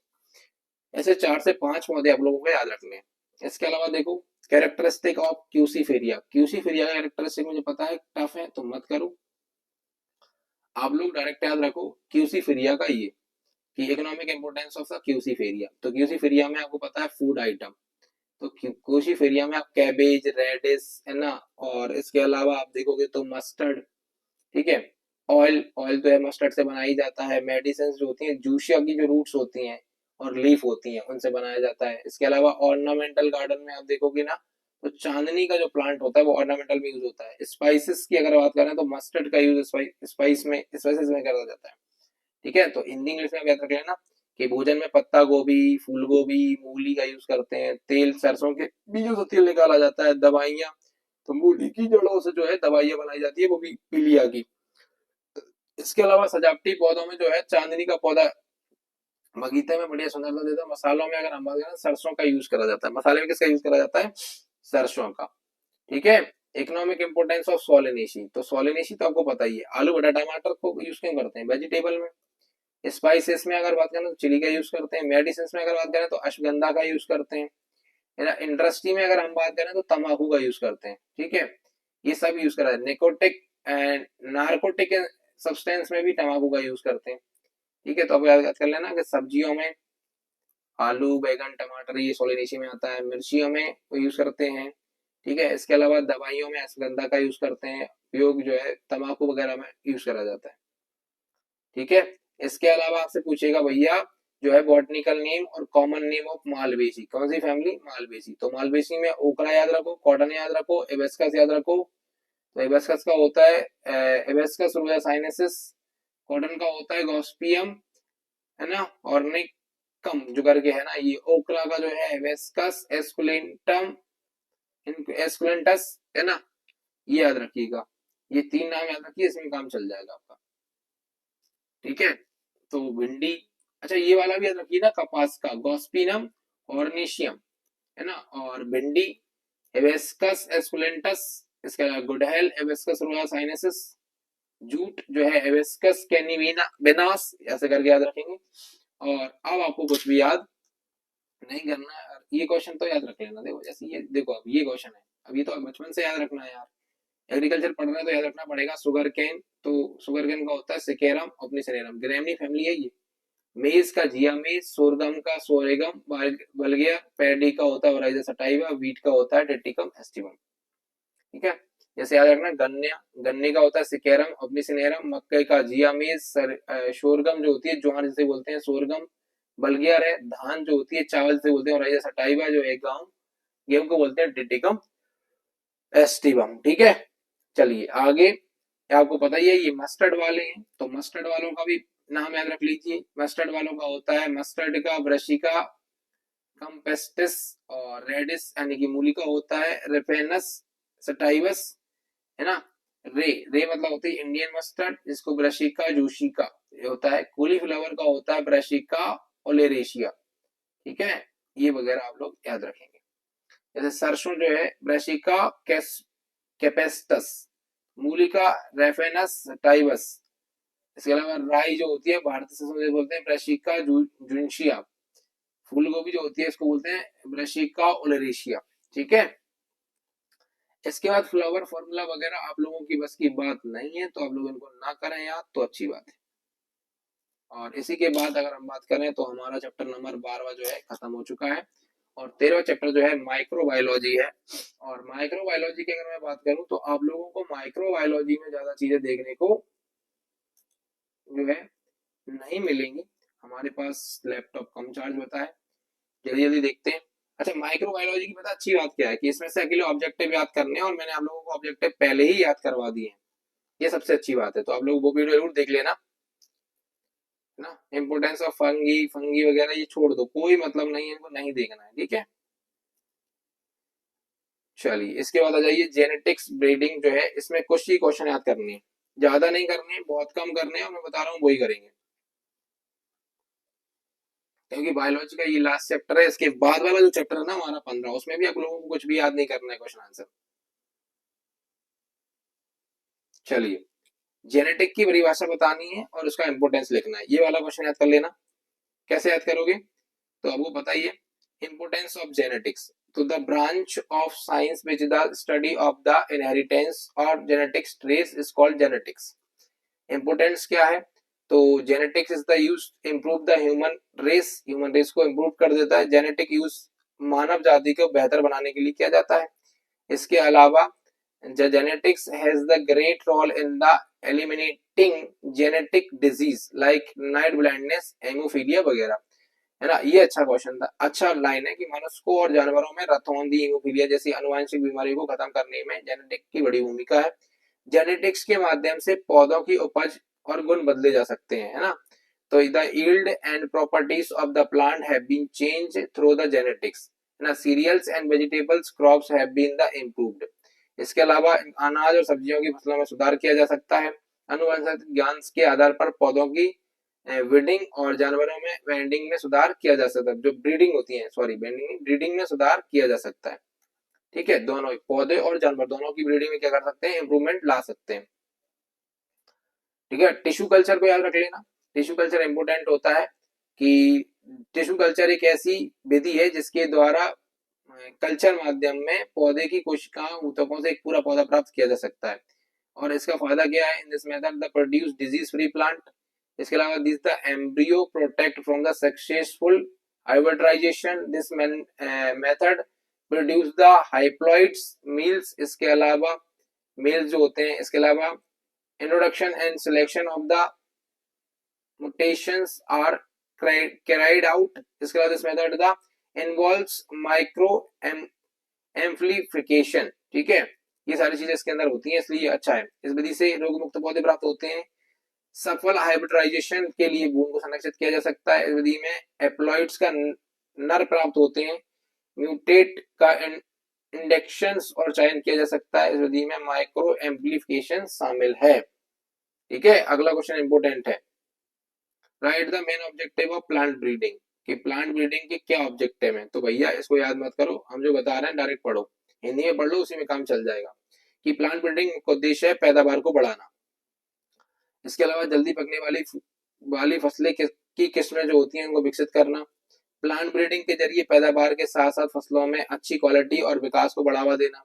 बीमारी प्रतिरोध वाली फसलों को बनाना। ऐसे पौधे खोजना जो बंजर और कम उपजाऊ मिट्टी में भी लग सके। ठीक है, ये सारी चीजें होती हैं। Right that importance of plant breeding, वो जो यही वाला क्वेश्चन मैंने आपको बताया है, वही वाला इंपोर्टेंस ऑफ प्लांट ब्रीडिंग में देना है। ठीक है, उसी का आंसर देना उसमें। Right opposing characters of the, मैं छोड़ो, इस वाले को छोड़ दो, 7 हैंगे वो तो। ठीक है, फिर भी आप लोग छोड़ दो, इनको याद रखना 7 होते हैं। हाँ, ये वाला क्वेश्चन अच्छा है। Write the Mendel's law of dominance inheritance. तो इसको हिंदी में समझो, क्या है कि प्रभाविता का नियम। इनहेरिटेंस का लॉ क्या होता है, जब अलग अलग लक्षण वाले दो माता पिता के बीच क्रॉस कराया जाता है तो पहली पीढ़ी में हाइब्रिड संतान पैदा होती है और पहली पीढ़ी में प्रभावी लक्षण स्पष्ट हो जाते हैं और अप्रभावी लक्षण जो है छिप जाते हैं। जब मेंडल को शुद्ध लंबे और शुद्ध बौने पौधों में क्रॉस कराया तो F1 पीढ़ी में जो है शुद्ध लंबा पौधा मिला। इसी को बोलते हैं लॉ ऑफ इनहेरिटेंस, यानी कि प्रभाविता का नियम। ठीक है,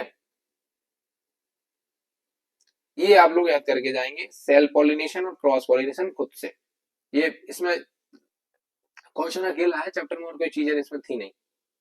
ठीक है, पर परागण और स्वपरागण आप लोगों को पता ही है। ये वाला क्वेश्चन याद कर लीजिए। मेंडल की सक्सेस के क्या कारण रहे। तो देखो, मेंडल की सक्सेस के कारण ये थे कि उन्होंने पहली बात तो inheritance of the only one traits in a time, एक टाइम में एक ही ट्रेट्स को पढ़ा। उन्होंने एक समय में केवल एक ही लक्षण की वंशागति का अच्छा अध्ययन किया। उन्होंने अपने प्रयोग में सावधानी पूर्वक किए और प्रयोग को पूरा किया, है ना। In carry out the his experiment carefully and keep the complete record with the experiment. इसके अलावा he selected plants of study that were the genetically pure. उन्होंने अध्ययन के लिए ऐसे पौधे चुने जो आनुवंशिक रूप से कैसे थे, शुद्ध थे। इसके अलावा ही उन्होंने प्रत्येक पीढ़ी में किसी भी लक्षण के दोनों विपरीत लक्षणों और पौधों की जो संख्या थी उसकी अलग अलग गिनती करी। ठीक है ना, तो उन्होंने अलग अलग उनको रखा। इसके अलावा काउंट उनको अलग अलग किया, अपोजिट साइड ना ट्रेड वगैरह जो था अलग अलग किया। ये study the experiment from the F2 and F3 generation. उन्होंने जो है अपने प्रयोगों का अध्ययन F3 और F2 एंड F3 जनरेशन तक किया। इसके अलावा मेंडल साहब जो थे ना वो बढ़िया मैथमेटिशियन थे, तो उन्होंने जो है ना रिकॉर्ड वगैरह भी अच्छे तरीके से प्रिपेयर किया। ठीक है, और सब तकनीकी शब्द वगैरह जो उन्होंने यूज करे वो यहाँ पे कोई मतलब के है नहीं बस। और सफलता के राज आपको पता ही होगा, उन्होंने कौन सा प्लांट चुना, पी प्लांट चुना, ये और याद रख लेना। ये आ गया आपका चैप्टर नंबर 15, जिसको हम बोलते हैं कीट विज्ञान, यानी कि इंसेक्ट ऑफ एग्रीकल्चर, है ना, कीड़े और एग्रीकल्चर। तो इसकी अगर मैं बात करूं तो इसमें आपको objective objective objective objective objective objective ही याद करने हैं। इसमें आपको किसी भी प्रकार का जो है क्वेश्चन याद नहीं करना है बेटा, किसी भी प्रकार का क्वेश्चन याद नहीं करना है। इस वाले में देखिए जरा कहीं पे है क्या क्वेश्चन, देखो है ही नहीं। ठीक है, अब मैं एक बार देख लेता हूँ, उसके बाद हम मैथ स्टार्ट करेंगे। तो ठीक है, 23% है, आराम से हमारा मैथ जो है बन जाएगा, क्योंकि मैथ में हमको सिर्फ स्टैटिक फर्स्ट और स्टैटिक एग्रीकल्चर स्टैटिक सेकंड ही पढ़ना है। देखो ये वाला, इसमें कोई भी क्वेश्चन आपको मैं नहीं करवा रहा हूँ, क्योंकि मैंने इसको आपको अच्छे तरीके से करवाया लास्ट वीडियो में, और उसमें भी ऑब्जेक्टिव करने। ठीक है, इसके बाद आपको मैं करवाता हूँ अगला क्वेश्चन। देखो अगले वाला करवाते हैं, अगला वाला करवाते हैं। अगला वाला आप लोगों को है टेक्नोमेट्री। तो टेक्नोमेट्री में भी 2 नंबर का आएगा, ऑब्जेक्टिव आएगा, नहीं करेंगे। ठीक है, फालतू के चैप्टर नहीं पढ़ने कि जिसमें से क्वेश्चन आंसर आ रहा है उसमें ऑब्जेक्टिव पढ़ रहा है, जिसमें से ऑब्जेक्टिव आ रहा है उसमें क्वेश्चन आंसर पढ़ रहा है। इसमें ओनली जो क्वेश्चन आंसर आ रहे हैं वही वीडियो में कवर किए गए। अब ये वाला जो है ना ये इंपॉर्टेंट है, और इसमें आपको कुछ चीजें याद करके जानी है ना। मैं सिर्फ टिक करवा रहा हूँ क्योंकि पढ़ाने का समय नहीं है, बंद हो जाएगा। तो एक तो ये वाला कर लेना, what is the graph. Graph क्या होता है, तो ग्राफ 3 प्रकार का होता है, हिस्टोग्राम, फ्रीक्वेंसी ग्राम और फ्रीक्वेंसी कर्व। डायग्राम क्या होता है, तो डायग्राम भी 3 प्रकार के होते हैं, बार डायग्राम, सर्कल डायग्राम और एरिया डायग्राम। ठीक है, इसके अलावा ये right the definition of the primary और सेकेंडरी डाटा। तो प्राइमरी डाटा को जिसको प्राथमिक आंकड़े कहते हैं, और ये इन्वेस्टिगेटर के द्वारा खुद कलेक्ट किए जाते हैं। और सेकेंडरी यानी कि द्वितीय आंकड़े क्या होते हैं, जिनको इन्वेस्टिगेटर स्वयं कलेक्ट नहीं करता बल्कि दूसरों से कलेक्ट करवाता है। और इसके बाद अति महत्वपूर्ण है ये प्राइमरी और सेकेंडरी डाटा में अंतर, यानी कि प्राथमिक और द्वितीय आंकड़ों के बीच अंतर। ठीक है, ये आप लोगों को अच्छे तरीके से याद है, फिर भी याद कर लेना। इसके अलावा एक ये कर लो कि what is classification and write two objective of classification. वर्गीकरण क्या है और वर्गीकरण के उद्देश्य क्या है। ठीक है, और इसके अलावा हाँ ये वाला कर सकते हैं, right and 3 objective of the tabulation. Tabulation क्या होता है इसको भी पढ़ लेना एक बार बस। अब मैं आपको बताता हूँ क्या करना है आप लोगों को। आप लोगों को जो बच्चे कमजोर हैं उन लोगों को ये क्वेश्चन करना है, आपको ये बनाना सीखना है। हिस्टोग्राम अगर ये टेबल आपको देगा तो आपको ये बनाना सीखना है। ठीक है, कुछ नहीं है, ऐसे में एक लाइन बनाइए, और जो नीचे दिया है उसको लिखिए ऐसे में, और जो ऊपर दिया उसको लिखिए ऐसे में, और उनको जोड़ दीजिए, बस बना दीजिए, फिगर बना दीजिए, है ना। ये वाला जिसको बोलते हैं, क्या बोलते हैं इसको, ग्राफ। ये वाला होता है ग्राफ, वो हिस्टोग्राम होता है चिपक के बनता है, ये क्या होता है, ग्राफ होता है। तो इस क्वेश्चन को देखिए, उसके बाद इसको देखिए। 14 वाला आइए, 14 वाले में क्या करना था, 14 वाले में ये बनाना था गोला वाला, तो गोले में रख दीजिए बस। उसके बाद आइए 19वें चैप्टर पे, और 19वें चैप्टर की अगर मैं बात करूं तो आप लोगों को पहले ही बता चुका हूं, कुछ भी नहीं करना है। 2 क्वेश्चन देखो, पहले या तो इनके सवाल करने, जैसे ये वाला है तो ये सवाल करना है आप लोगों को, ये दिया है। ठीक है, ये इसका सवाल है और ये इसका सॉल्यूशन है, स्क्रीनशॉट लीजिए, कंप्लीट सॉल्यूशन समझिए। ठीक है, ये दिया हुआ है, देखो ये दिया हुआ है, ये दिया हुआ है, इन दोनों को जोड़ के 2 से भाग देके ये निकाला, इन दोनों को जोड़ के 2 से भाग निकाल के ये निकाला, इन दोनों का n2 करा, ये निकाला, इन सबको जोड़ा और इन सबको जोड़ा, इसको जोड़ के जो है इसमें इसका भाग दे दिया तो आंसर आ गया ये। ठीक है, बस ये आंसर होता है। ये अगला सवाल है, ये क्वेश्चन दिया हुआ है, ये इसका सॉल्यूशन है, अच्छे तरीके से देखिए, स्क्रीनशॉट लीजिए और आंसर निकाल के आगे बढ़िए। ठीक है, इस प्रकार से इसको करके देखना। और फिर अरिथमेटिक और मीन में डिफरेंस आप लोग चाहें तो कर सकते हैं, बाकी जरूरी नहीं है। आप लोग तो यही सवाल करके जाना। ठीक है, ये इसमें मीडियन है, क्या है ये, मीडियन है, और इस मीडियन को भी आप लोग करके जाएंगे। ठीक है, ये मीडियन का सवाल दिया हुआ है, इसका फॉर्मूला लिख लेना और करके जाना। ठीक है, और ये वापस से मीन आ गया तो मीन को आप करके देखे जाएंगे और मेरे को बताएंगे। ठीक है, बाकी लैपटॉप डिस्चार्ज हो रहा है, बाकी मैं सवाल आप लोगों को यहीं पर करवा देता। इसके लिए आप क्या कर सकते हैं, मैथ का एक प्रॉपर वीडियो आया है, कर ली, अब उसको देख लेना। आप तो मेरे हिसाब से मीन करके जाना, काम बन जाएगा। और जो याद करने वाले क्वेश्चन मैंने बताए वो करना, क्योंकि आजकल क्या हो रहा है मैथ्स में, हम जो पिछले 24-25 से पैटर्न देख रहे हैं उसमें ये हो रहा है कि क्वेश्चन सॉल्व करने वाले कम आ रहे हैं मैथ में, बल्कि डेफिनेशन टाइप की जो क्वेश्चन है उनके ऑब्जेक्टिव वगैरह पूछ रहे हैं वो लोग। ठीक है, तो थ्योरिकल क्वेश्चन पूछ रहे हैं। और इस प्रकार से आपका ये जो है वीडियो हो गया कंप्लीट। एंड द मोमेंट आपको ये पढ़ के जाना है, रात में पढ़िए, अभी दिन में जो वीडियो आपको मिल रहा था पढ़िए, रात में एक बार और पढ़िए वापस से। इसके अलावा सुबह जब मॉर्निंग में आप पेपर देने जाएं उससे पहले एक बार वीडियो देख के जरूर जाना, आपका काम बन जाएगा। मिलते हैं नेक्स्ट पेपर की वीडियो में जिसमें हम क्रॉप की बात कर रहे होंगे। जब तक के लिए पढ़िए और इस पेपर के लिए ऑल द बेस्ट।